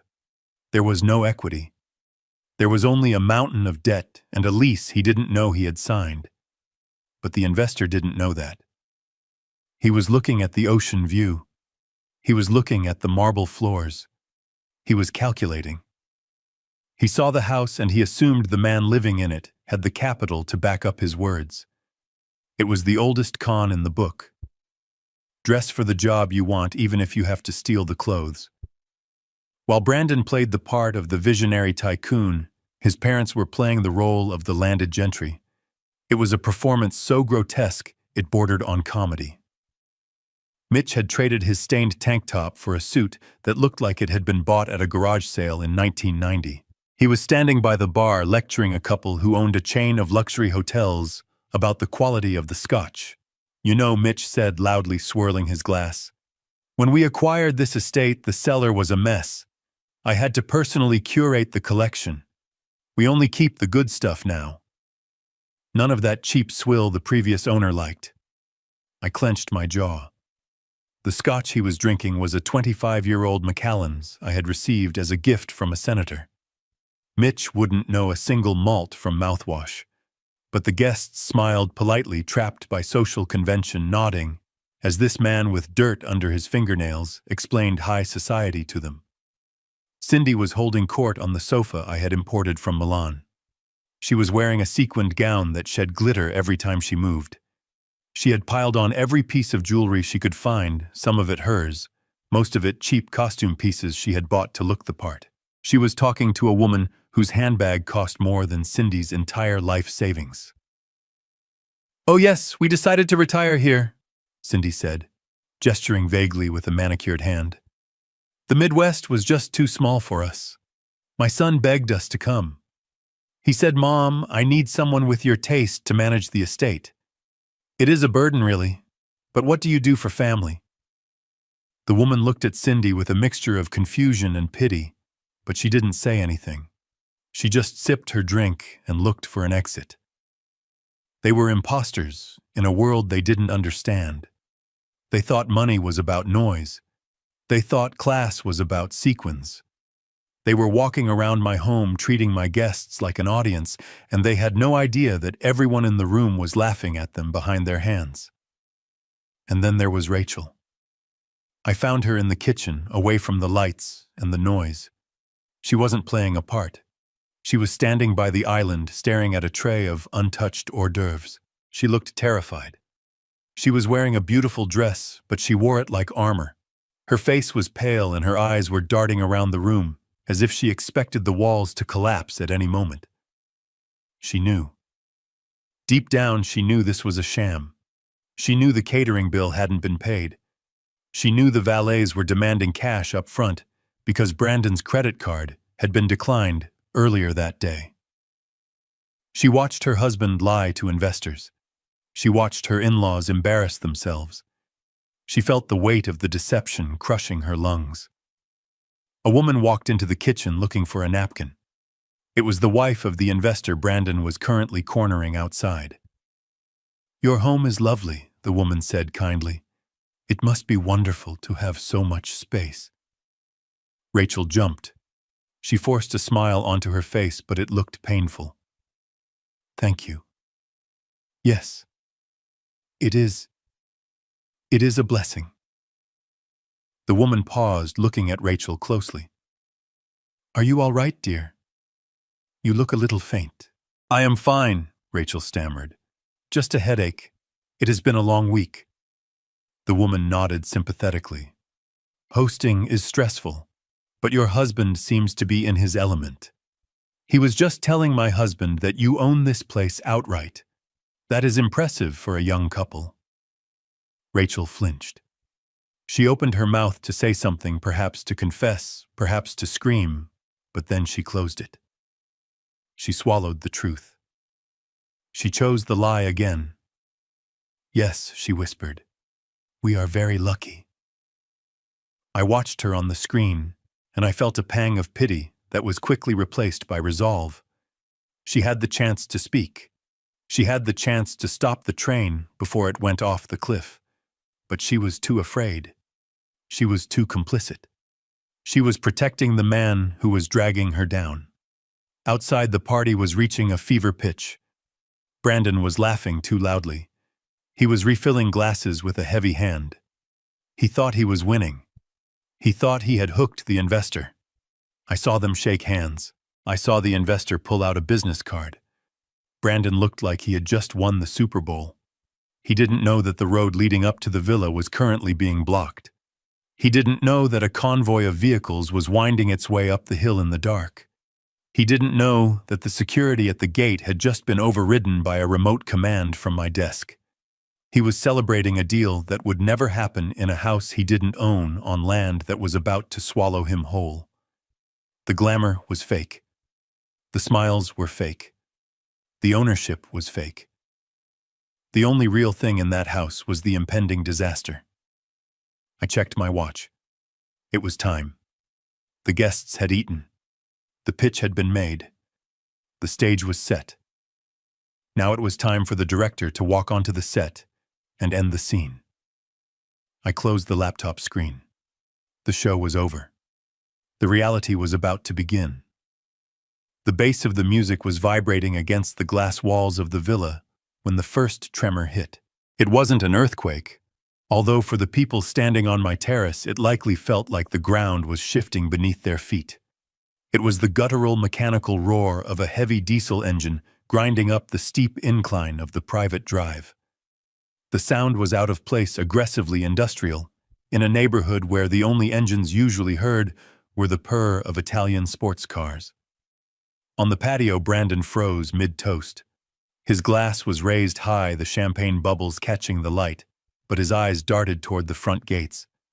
The venture capitalist he had been courting, George, frowned and lowered his drink. The conversation, which had been a dull roar of networking and false laughter, began to die down, replaced by a confused murmur. Then came the lights. Blue and red strobes cut through the meticulously curated mood lighting of the party. They flashed against the white stucco walls, turning the elegant villa into a crime scene in an instant. The guests squinted, shielding their eyes against the glare. The heavy iron gates at the bottom of the driveway, which Brandon had left open to welcome his victims, were suddenly filled with a massive yellow bulk. A 3-axle construction flatbed truck loaded with concrete barriers and heavy machinery backed into the entrance. It moved with a slow, inexorable weight, the air brakes hissing violently like a cornered snake. The driver killed the engine, and the truck sat there, a multi-ton steel wall, blocking the only exit and entrance to the estate. It was not a vehicle for delivery. It was a barricade. Behind the truck, 2 police cruisers pulled up their sirens, chirping once a short, sharp sound that demanded immediate attention. Officers stepped out, adjusting their belts, their faces impassive. They were not there to arrest anyone yet. They were there to keep the peace during a civil enforcement operation. The silence on the terrace was absolute. The DJ, sensing the shift in the atmosphere, cut the music. The sudden quiet was heavy, amplified by the rhythmic crashing of the waves below. "What the hell is going on?" Brandon shouted. He slammed his glass down on a table, liquid sloshing over the sides. "Who ordered a truck? Get that thing out of here, betrayal!" He started marching toward the front of the house, his chest puffed out, ready to yell at some delivery driver he assumed had the wrong address. Rachel followed him, her face a mask of pure panic. Mitch and Cindy stood by the pool, looking like deer caught in headlights, their cheap sequins sparkling absurdly in the police strobes. Brandon reached the top of the driveway just as a third vehicle glided past the police cruisers and stopped directly in front of the construction truck. It was a Rolls-Royce Phantom extended wheelbase painted a midnight blue so dark it looked black. It was a car that cost more than the house Brandon grew up in. It was a car that didn't just say money, it whispered power. The rear door opened. A driver in a crisp black suit stepped out and moved to the passenger side. He opened the door with a gloved hand. I stepped out. For 30 years, my family had seen me in cardigans, sensible slacks, and comfortable loafers. They saw a man who prioritized comfort over style, a man who looked like a retired accountant. Tonight, that man was gone. I stepped onto the pavement, wearing a bespoke charcoal suit, cut from Italian wool, tailored to within a millimeter of my life. My shirt was crisp white silk, my tie a deep blood red. On my wrist sat a Patek Philippe watch, a complicated timepiece that I usually kept in a vault. My hair was slicked back and I stood to my full height, no longer stooping, no longer shrinking. I adjusted my cufflinks. They were gold engraved with the crest of the Ford Group. I looked up the driveway at the man who had stolen my home. Brandon stopped dead in his tracks. He blinked, rubbing his eyes as if he were hallucinating. He looked at the car. He looked at the police. He looked at me. "Garrison," he stammered.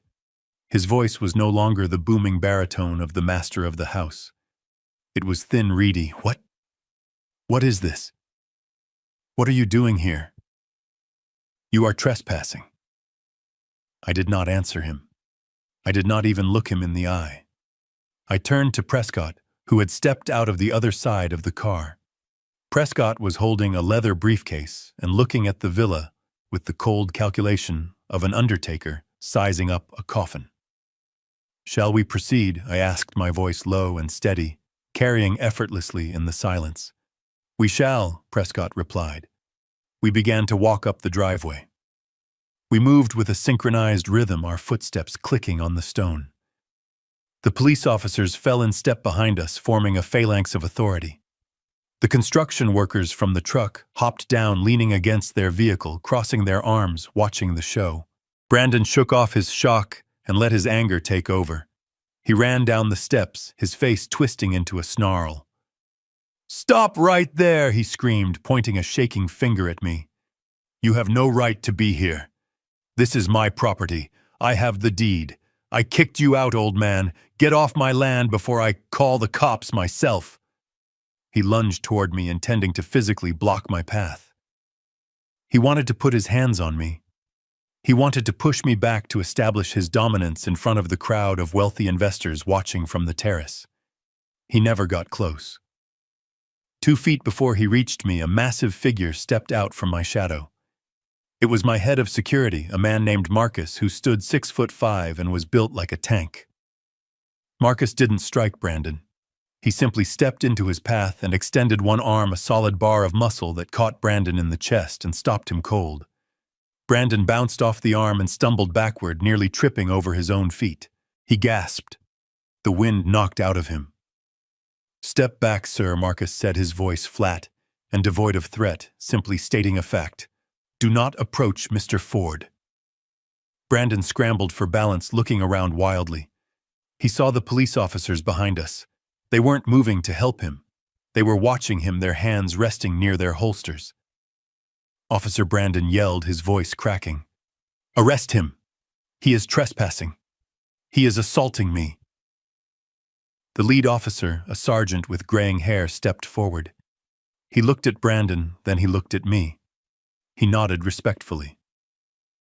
"We are here to enforce a civil order regarding the land, Mr. Hughes," the sergeant said. "Mr. Ford has the right of access. We suggest you step aside and let them pass." Brandon's mouth opened and closed. The reality was fracturing around him. The police were on my side. The security was bigger than him. The old man he thought was helpless was currently looking at him like he was a stain on the driveway. I walked past him. I didn't slow down. I didn't look down. I could smell the cheap cologne radiating off him, mixed with the sour scent of fear sweat.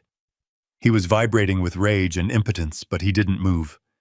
He knew if he touched me again, he would end up in handcuffs. Rachel was standing at the top of the stairs. She was gripping the railing, her knuckles white. She looked at the Rolls-Royce. She looked at my suit. She looked at the entourage of lawyers and police. It was as if she was seeing me for the first time. The father who fixed her bike and paid her tuition was gone. In his place was a stranger, a titan she had never bothered to meet. "Dad," she whispered, "what are you doing?" I stopped on the step below her. I looked up. Her eyes were filled with tears, but I felt nothing. The well of sympathy had run dry weeks ago. "I am inspecting my investment, Rachel," I said coldly. I walked past her onto the terrace. The party had ground to a halt. The guests were standing in clusters, holding their drinks, looking between me and the scene on the driveway. They were the elite of the city, or at least they pretended to be. They recognized quality. They saw the cut of my suit. They saw the way the police deferred to me.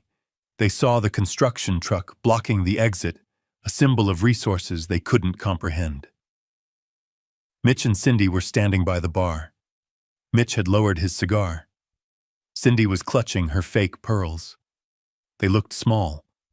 Without Brandon's bluster to protect them, they were just 2 grifters who had wandered into the wrong room. I walked to the center of the terrace. I stood on the limestone pavers I had imported from Italy.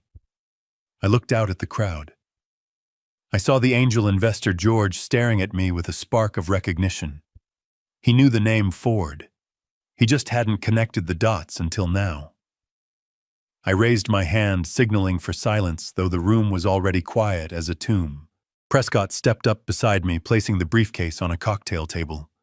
He opened it with a sharp click. Brandon came running up the stairs, panting, his face red. He pushed through the crowd, trying to regain control of the narrative. "Everyone listen to me," he shouted, waving his arms. "This is just a misunderstanding. My father-in-law he is having an episode. He is confused. He thinks he still owns the place. We are going to get him the help he needs. Please ignore this." He grabbed my arm. "It was a mistake." "Get your hands off me," I said. My voice wasn't loud, but it had the authority of a whip crack. Brandon recoiled as if he had been burned. "This is not an episode, Brandon," I continued, turning to face him. "And I am not confused. You are the one who is confused. You think you are the owner of this estate. You think you are a king. But you forgot the first rule of kings, Brandon." I stepped closer to him, invading his space, forcing him to look up at me. "Kings need land to rule on. And you don't have any." I gestured to Prescott. "Read it," I said. Prescott pulled a document from the briefcase. It was thick, bound in blue legal paper. He cleared his throat. "Ladies and gentlemen," Prescott announced, his voice projecting to the back of the terrace. "I represent the Catherine Ford Irrevocable Land Trust. We are the sole and legal owners of the 3 acres of earth upon which this structure stands." The crowd murmured, "Land trust. Separate ownership." The whispers started. The smart ones in the room, the real investors, immediately understood what was happening. They began to back away from Brandon, creating a physical distance between themselves and the disaster. Brandon stared at Prescott. "Land trust." "What land trust?" "We have the deed to the house." "Yes," Prescott said smoothly. "You possess the quitclaim deed to the physical improvements. The wood, the glass, the drywall. However, you do not hold title to the land. And as of 31 days ago, when you recorded that deed without the trust's consent, you violated the terms of the ground lease." Prescott held up a second document. "This is a notice of default and immediate lease adjustment. The preferential family rate of $1 per year has been terminated. Effective immediately, the ground lease has reverted to the commercial market rate for prime Malibu beachfront property." He looked at Brandon over the rim of his glasses. "The trust is hereby demanding payment of arrears in the amount of $165,000. Furthermore, the new monthly rent for the land is set at $150,000, payable on the 1st of each month." Brandon's knees actually buckled. He grabbed the back of a chair to hold himself up. $150,000. "That is impossible. You can't charge that." "We can and we are," Prescott said. "And if payment is not received within 48 hours, the trust will exercise its right to evict the tenant structure from the premises." "Evict the structure," Brandon whispered. "What does that mean?" "It means," Prescott said, closing the folder, "that you have 2 days to pick up your house and move it off our dirt, or we will demolish it for you." The silence that followed was heavy, absolute, and terrified. The guests looked at Brandon, then at me. They saw the construction truck blocking the gate. They saw the police. They saw the reality crashing down. Brandon wasn't a tycoon. He was a squatter with a mortgage he couldn't pay on land he didn't own, and the landlord had just come to collect. Prescott did not need a microphone to command the room, but he used one anyway. He picked up the wireless mic the DJ had abandoned on the turntable and tapped it once. The sound thumped through the massive speakers, echoing off the canyon walls and silencing the few whispers that remained. He stood next to me on the limestone terrace, a figure of absolute legal authority holding the blue-bound document like a weapon. I watched the crowd. I watched the investors who had been sipping my champagne moments ago now looking at Brandon with the wariness of people who realize they are standing next to a contagious patient. They smelled the disaster. In high finance, the smell of a bad deal is more pungent than smoke, and right now, Brandon reeked of it. "Ladies and gentlemen," Prescott began, his voice calm but amplified to a godlike volume. I am afraid the hospitality you have enjoyed this evening was offered by a host who lacks the authority to give it. You are currently standing on private property owned by the Catherine Ford Irrevocable Land Trust, and the man who invited you here does not hold the lease. Brandon stepped forward, his hands shaking. That is a lie. I have the deed. I showed it to the bank. It says right there that Rachel and I are the owners. You are trying to trick everyone. Prescott turned to him. He didn't look angry. He looked bored. He opened the folder and pulled out a large diagram, holding it up for the crowd to see. It was a survey map of the estate. The house was outlined in red. The land beneath it was shaded in blue. This is a concept called severance of land and improvements. Prescott explained to the room as if he were teaching a law school class to slow children. Mr. Ford transferred the title of the physical structure to you. The bricks, the mortar, the drywall. That is what you own, Brandon. You own a pile of construction materials assembled in the shape of a house. However, the ground it sits on, the driveway you drove up, and the very soil beneath your feet belongs to the trust, and you do not have a contract to occupy that soil. Mitch pushed his way to the front. He looked red-faced and sweaty, his cheap suit straining at the buttons. Now hold on a minute. You can't just separate a house from the ground. That is illegal. We have squatters' rights or something. We have been here a month. I stepped forward then. I looked at Mitch, the man who had treated my home like a trailer park. It is not illegal, Mitch, I said, my voice cutting through the night air. It is sophisticated estate planning. And as for your rights, you are correct. You have been here a month, which means you have established tenancy, and as tenants you are subject to rent. Prescott flipped a page in his document. According to the original ground lease established 20 years ago, the rent was set at $1 per year, essentially free, as long as Garrison Ford owned the structure. However, Clause 17 subsection B clearly states that upon transfer of the structure to a non-approved third party, the ground lease automatically resets to the current fair market commercial value. He paused, letting the legal jargon sink in. He looked at the venture capitalist George, who was nodding slowly, understanding the trap perfectly. We have had the land appraised, Prescott continued. 3 acres of prime oceanfront Malibu real estate zoned for mixed use. The current market rate for a ground lease of this caliber is $150,000 per month. The number hit the crowd like a physical wave. A collective gasp rippled through the guests. $150,000 a month. That was nearly $2 million a year. It was an amount that exceeded Brandon's annual salary by a factor of 4. Brandon went pale. You are joking. That is extortion. It is market value, Prescott corrected. And since you have occupied the land for 31 days without a contract, you are currently in arrears. The trust is demanding immediate payment of $165,000, which includes the first month's rent plus the standard 10% penalty for unauthorized occupancy. Cindy let out a shrill laugh that sounded like glass breaking. We don't have that kind of money. Nobody has that kind of money just lying around. You are crazy, Garrison. You are just a bitter old man trying to scare us. We aren't paying you a dime. I looked at Cindy. She was wearing my wife's diamond earrings. I could see them sparkling in the stage lights. If you cannot pay the rent, I said, my voice devoid of mercy, then you are in default, and the trust has a remedy for that. Prescott pulled out the final document. It was a formal notice to quit. This is an eviction notice for the structure, he announced.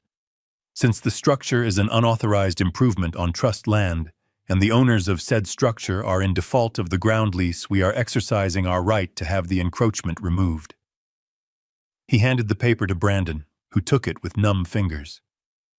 You have 48 hours, Prescott said.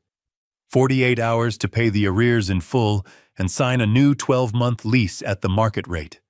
Or you must remove your property from our land. Remove the property, Brandon whispered, staring at the paper. You mean move out? No. Prescott said, his voice sharp. I mean, remove the property. We want our land back in its original condition. You own the house, Brandon. Take it with you, pick it up, put it on a truck, and move it somewhere else. Because if it is still sitting on our dirt in 48 hours, we will consider it abandoned debris, and we will bulldoze it to clear the lot. The brutality of the ultimatum hung in the air. Move the house. It was physically impossible. It was an 8,000 square foot concrete and steel villa. You couldn't just put it on a flatbed. It would cost millions to dismantle and move. I was giving them a choice between bankruptcy and total destruction. The guests began to whisper. Phones came out. I saw the flashes of cameras. They weren't taking photos of the party anymore. They were live streaming the downfall. They were recording Brandon's face as he realized his life was over. The man who had bragged about flipping the asset was now realizing the asset was an anchor dragging him to the bottom of the ocean. Brandon looked at Rachel. She was standing by the railing, tears streaming down her face. She looked at me, her eyes pleading.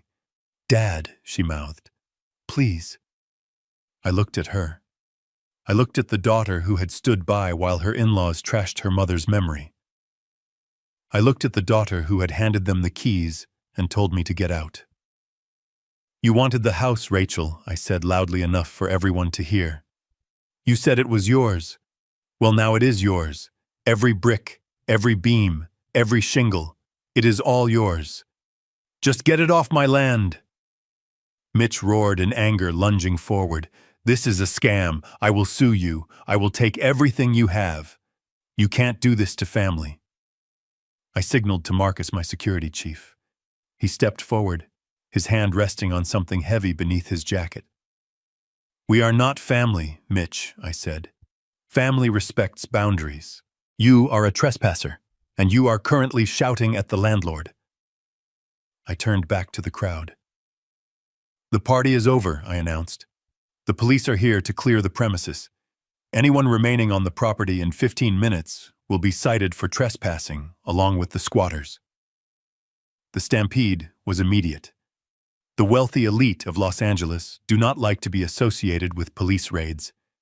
They put down their drinks. They grabbed their purses. They ran for the valets who were already overwhelmed. The illusion of Brandon's success evaporated in seconds, leaving only the ugly reality of his failure. Brandon stood in the center of the emptying terrace holding the eviction notice. He looked at the house. He looked at the ground. He realized for the first time that they were two different things. He looked at me, and I saw the hate in his eyes turn to fear. He knew I wasn't bluffing. He knew I had the money, the lawyers, and the will to flatten the villa just to prove a point. I checked my watch. The clock starts now, Brandon, I said. Tick-tock. I turned and walked back toward the Rolls-Royce.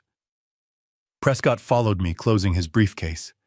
We left them standing in the wreckage of their party, surrounded by half-eaten food and the debris of their own greed.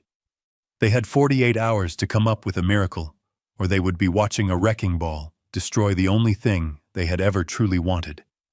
And I was going to be sitting in the front row eating popcorn.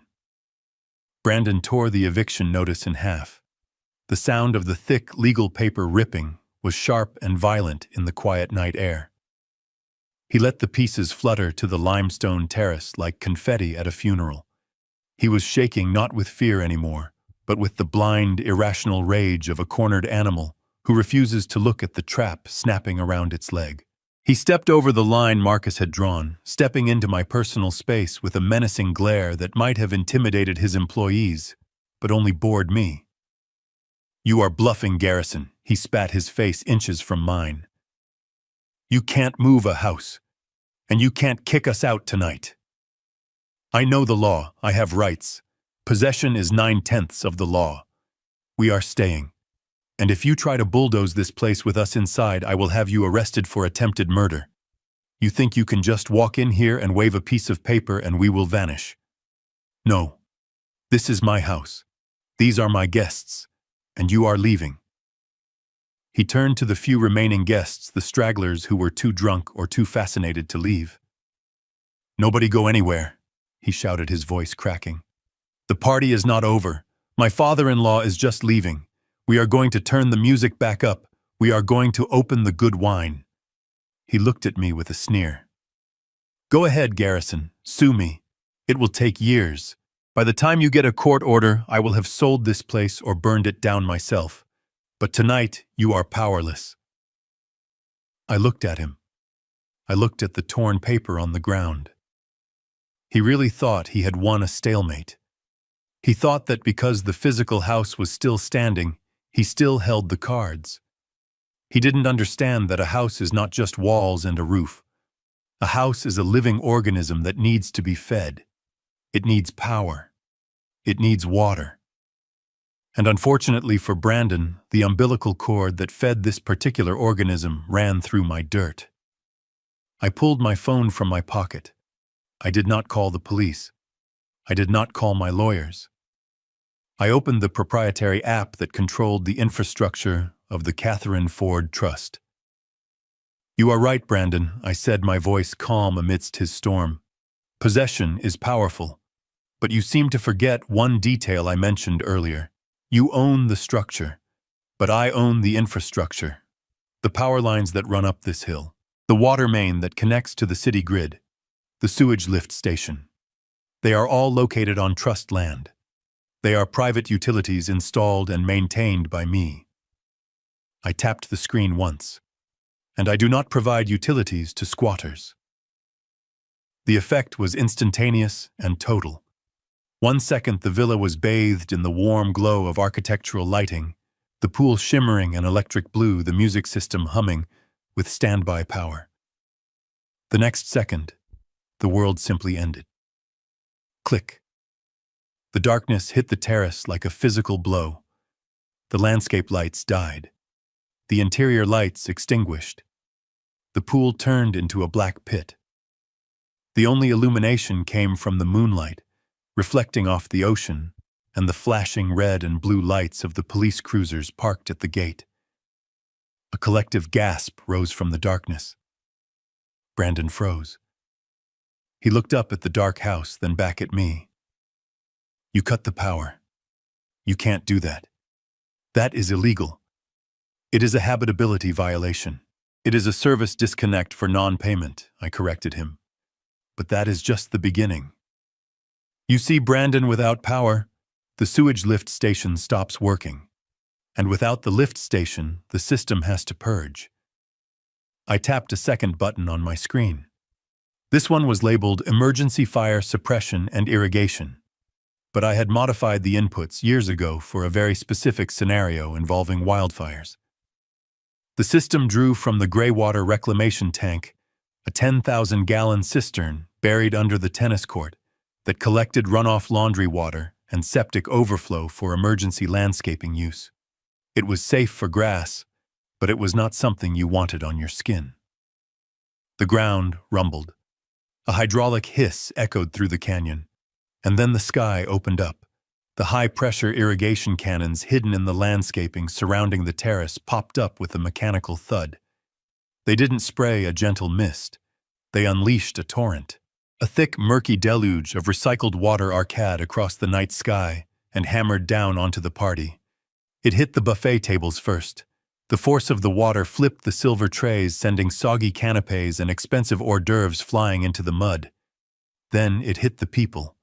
Mitch was standing by the bar trying to pour himself another drink in the dark when the stream caught him full in the chest.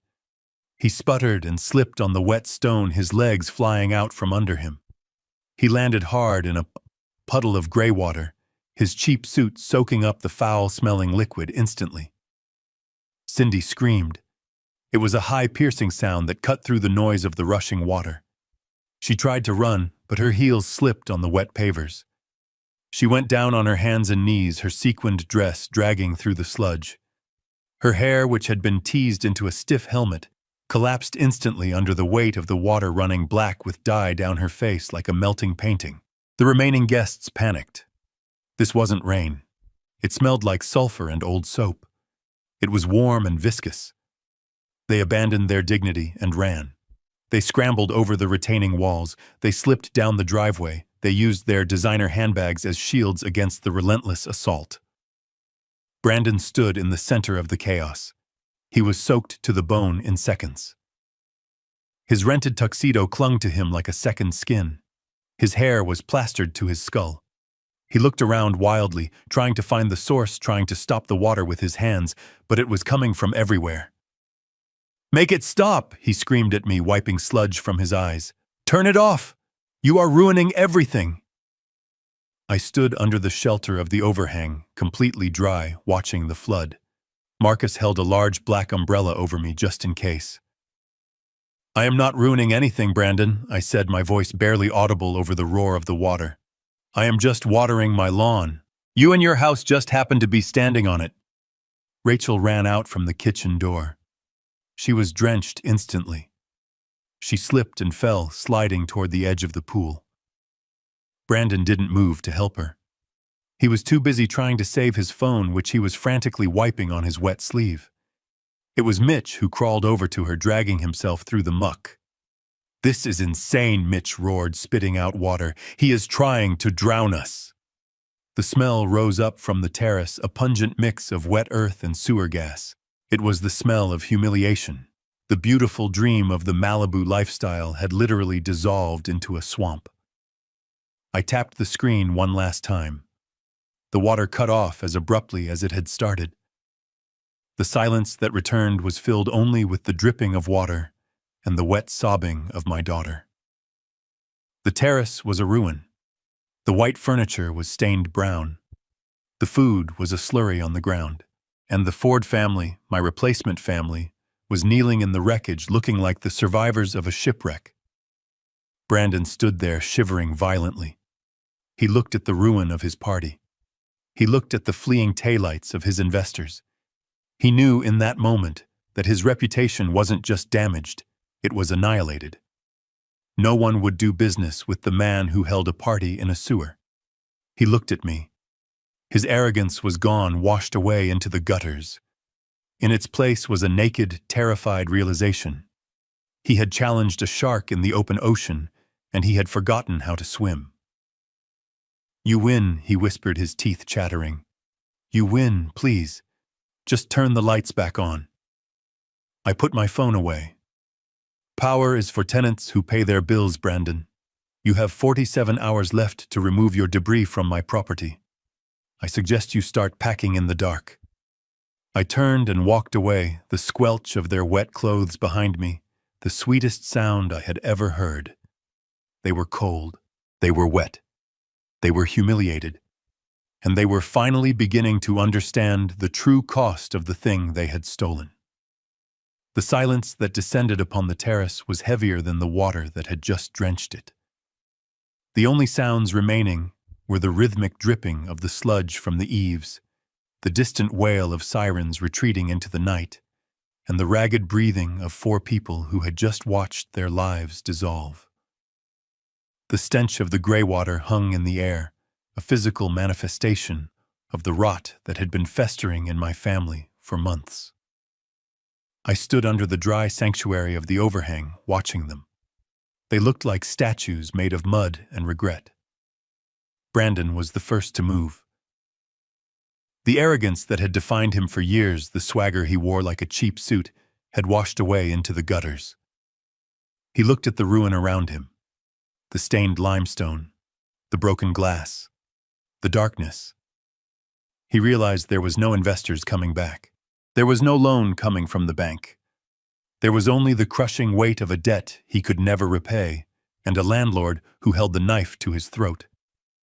He dropped to his knees. It wasn't a graceful movement. He simply collapsed his legs, giving out under the weight of his reality. He splashed into a puddle of murky water, ruining the knees of his tuxedo trousers, but he didn't seem to notice. He crawled forward a few inches, his hands sinking into the filth, until he was just outside the circle of dryness where I stood. "Garrison, please," he croaked. His voice was unrecognizable, broken and terrified. "I can't do this. I can't pay that money. I don't have $150,000. I don't even have 5,000. They are going to put me in jail. The investors, the creditors, they are going to kill me. I looked down at him. I felt no satisfaction, only a cold, clinical detachment. He was a bad investment, I was finally writing off. You should have thought about that before you stole a house you couldn't afford, Brandon, I said, my voice flat. You wanted the lifestyle of a millionaire on the budget of a pauper. This is the result. Rachel stepped forward then. She was shivering violently, her dress ruined, her hair plastered to her skull. She looked young and small and pathetic.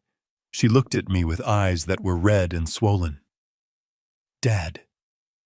She sobbed, reaching a hand out but stopping short of touching me. Dad, please stop this. We learned our lesson. We get it. We were wrong. But you can't destroy us. We are your family. You are my father. You built this house for us.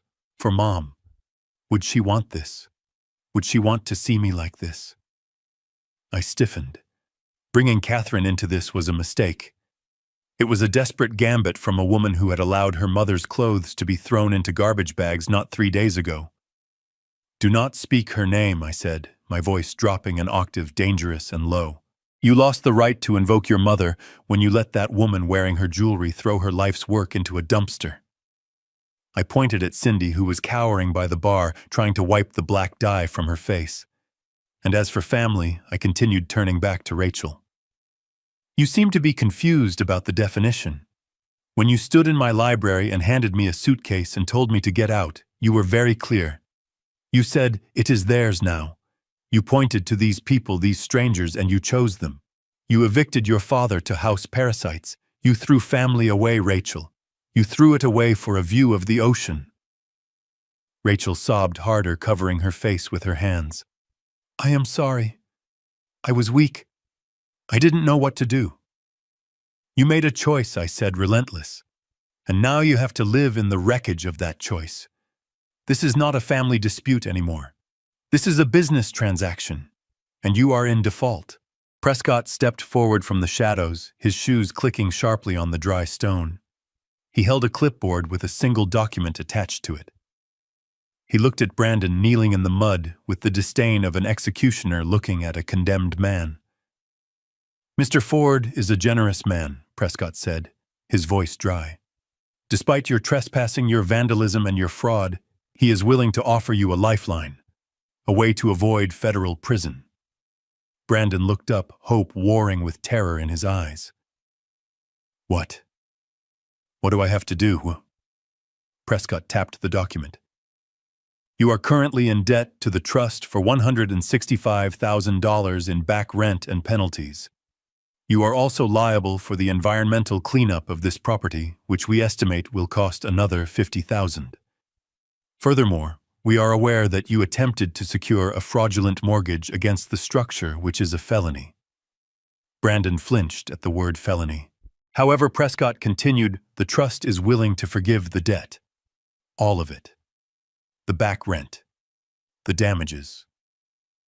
We will even decline to press criminal charges for the attempted mortgage fraud.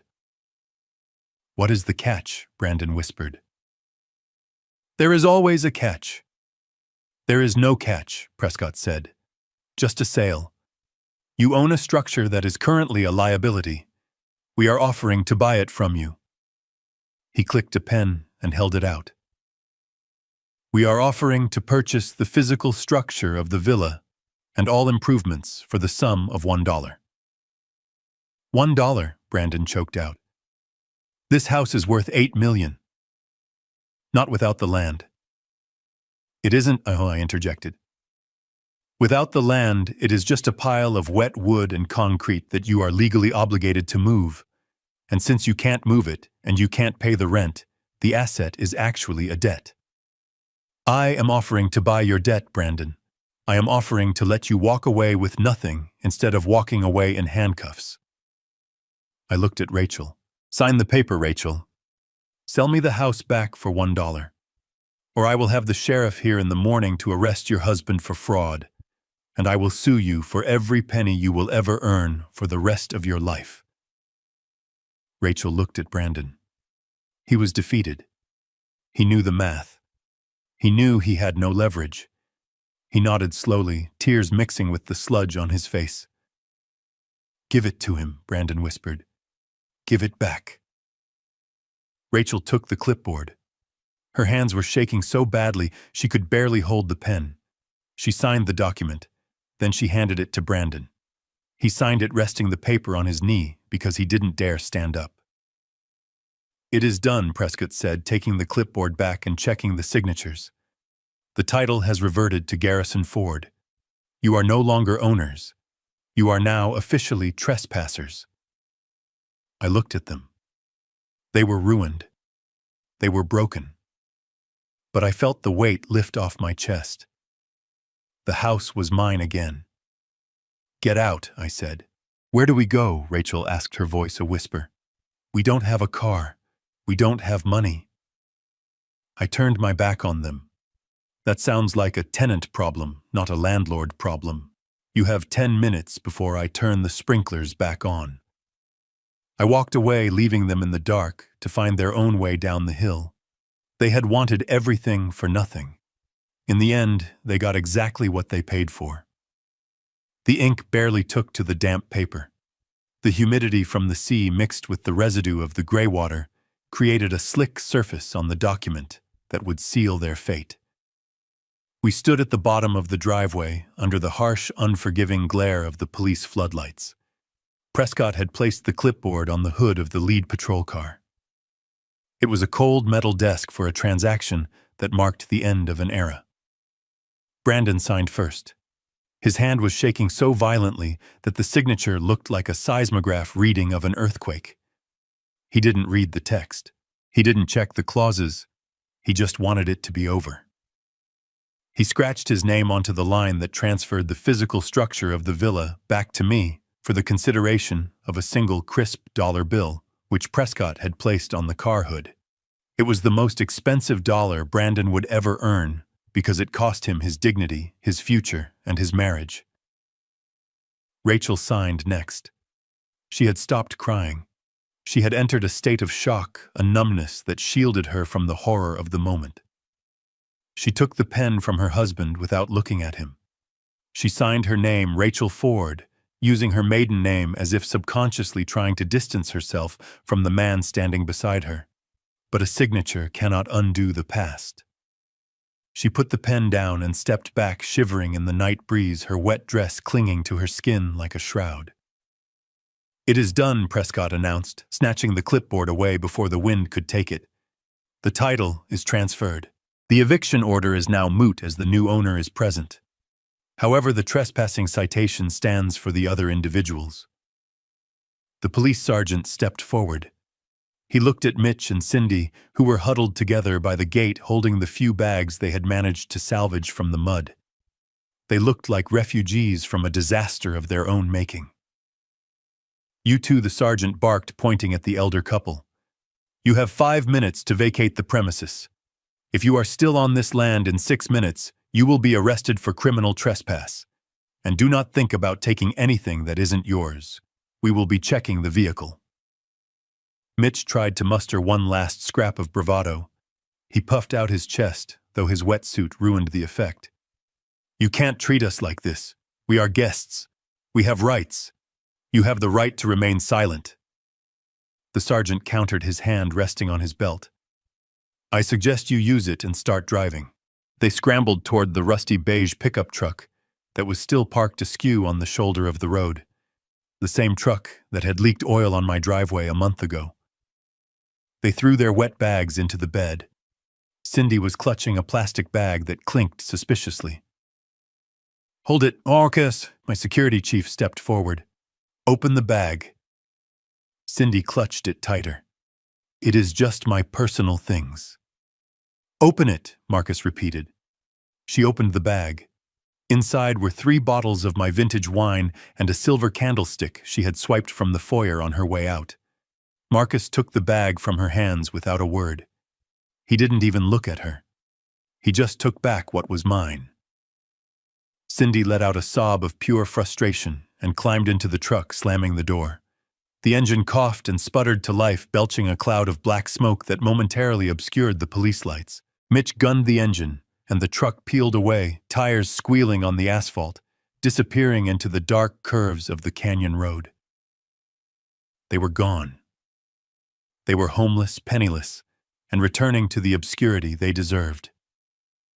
That left Brandon and Rachel. They stood by Brandon's leased sports car. He fumbled with his keys, dropping them once in the dirt. He picked them up, wiping the mud on his ruined tuxedo. He looked at the car, then at me. "We have nowhere to go," he whispered. "The accounts are frozen. The credit cards are dead. We don't even have gas money." I reached into my pocket and pulled out the $1 bill Prescott had left on the police cruiser. I walked over to Brandon and tucked it into the breast pocket of his wet jacket. "You have $1, I said. Spend it wisely." Brandon stared at me, his eyes hollow. He got into the car. Rachel paused at the passenger door. She looked back up the driveway at the dark, silent villa. She looked at the life she had thrown away. For a second, I thought she might run to me, might beg for a room for a second chance. But she saw the look on my face. She saw the stone wall I had built around my heart. She got into the car and closed the door. I watched them drive away. They drove slowly, defeated, the taillights fading into the distance. They were leaving with nothing. No equity, no inheritance, no family. They were leaving with a mountain of debt that would follow them for decades, and the heavy knowledge that they had held a diamond in their hands and traded it for a piece of glass. The driveway was silent. The police turned off their lights. Prescott closed his briefcase.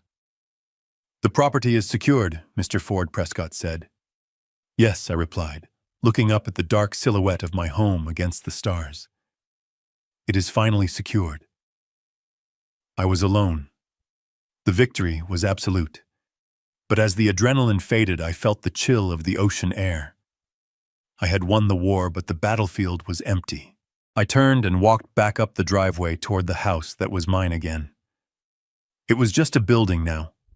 The ghosts had been exorcised, but the warmth was gone too. I had reclaimed my territory, but I had lost my daughter. It was a fair trade, I told myself. A necessary trade. But as I walked through the front door into the silence, I knew that the price of this victory would be paid in solitude. The silence inside the villa was heavy. It was the kind of silence that fills a cathedral after the funeral is over. I walked through the grand foyer, my footsteps echoing on the marble that was still damp from the purge. I looked at the walls where art used to hang. I looked at the empty spaces where my life used to be. It was strange. I expected to feel a sense of loss. I expected to mourn the home where I had spent 30 years. But as I stood there in the center of the empty living room, I felt nothing but a profound lightness. The house was just a structure. It was wood and glass and steel. The memories of Catherine were not in the drywall. They were in me. And this place, this beautiful, expensive shell had been tainted. It was no longer a sanctuary. It was a crime scene of betrayal. I took my phone out of my pocket and dialed a number I had on speed dial. It was my commercial broker, a man who could sell sand in a desert. "It is Garrison," I said. "Garrison, it is late. Is everything all right?" "Everything is perfect," I replied, looking out at the dark ocean. "I have a listing for you. The Malibu estate. You are selling." "I thought you were fighting to keep it." "I fought to take it back," I corrected him. "I never said I wanted to keep it. List it tomorrow morning. I want a cash buyer, quick close. Do not worry about the price. Just get it done. And the proceeds." "Garrison. Where do you want me to wire the funds?" I thought about Brandon and Rachel sleeping in their car. I thought about the elderly people I had seen in the city, people who had been discarded by their families, just like I was. "Donate it," I said. "Every cent. Give it to the St. Jude Shelter for the Elderly. Establish a wing for seniors who have been victims of financial abuse. Put it in Catherine's name." There was a pause on the line. Garrison, that is millions of dollars. I know, I said. It is the best investment I will ever make. I hung up the phone. I walked to the fireplace and picked up the silver-framed photo of Catherine I had placed there earlier. It was the only thing I was taking. I walked out the front door and didn't bother to lock it. I didn't care who walked in next. It wasn't my problem anymore. Marcus opened the rear door of the Rolls-Royce. I slid into the leather seat, the smell of fine upholstery wrapping around me like a cocoon. "Where to, sir?" Marcus asked, meeting my eyes in the rearview mirror. "Back to the penthouse." "No," I said. "Drive north. Just drive." The car pulled away, gliding down the driveway past the spot where my family had stood in the mud. We turned onto the Pacific Coast Highway, the headlights cutting a path through the darkness. I rolled down the window and let the cold, salt air hit my face. I took a deep breath, filling my lungs. It tasted like gasoline and ocean spray. It tasted like victory. But mostly, it tasted like freedom. I was 70 years old. I had no home. I had no family. And I had never been happier. The road ahead was long and dark, but for the first time in years, I was the one holding the wheel. Did you enjoy this story of justice? Let me know in the comments if you would have forgiven them. If you enjoyed this video, please hit the like button and subscribe to my channel for more stories of revenge and redemption. See you in the next video. Family is often romanticized as an unconditional bond, but my story reveals a harsher truth. Love without respect is merely exploitation. I learned that setting boundaries is not an act of cruelty, but an essential fortification for our dignity. When greed blinds children to the humanity of those who support them, they risk losing not just assets, but the very foundation of their lives. True ownership isn't about holding a legal deed. It is about earning the ground you stand on through character and gratitude.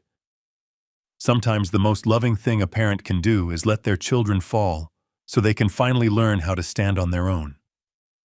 If you believe that dignity has no price tag, hit the like button and subscribe for more stories of justice served cold.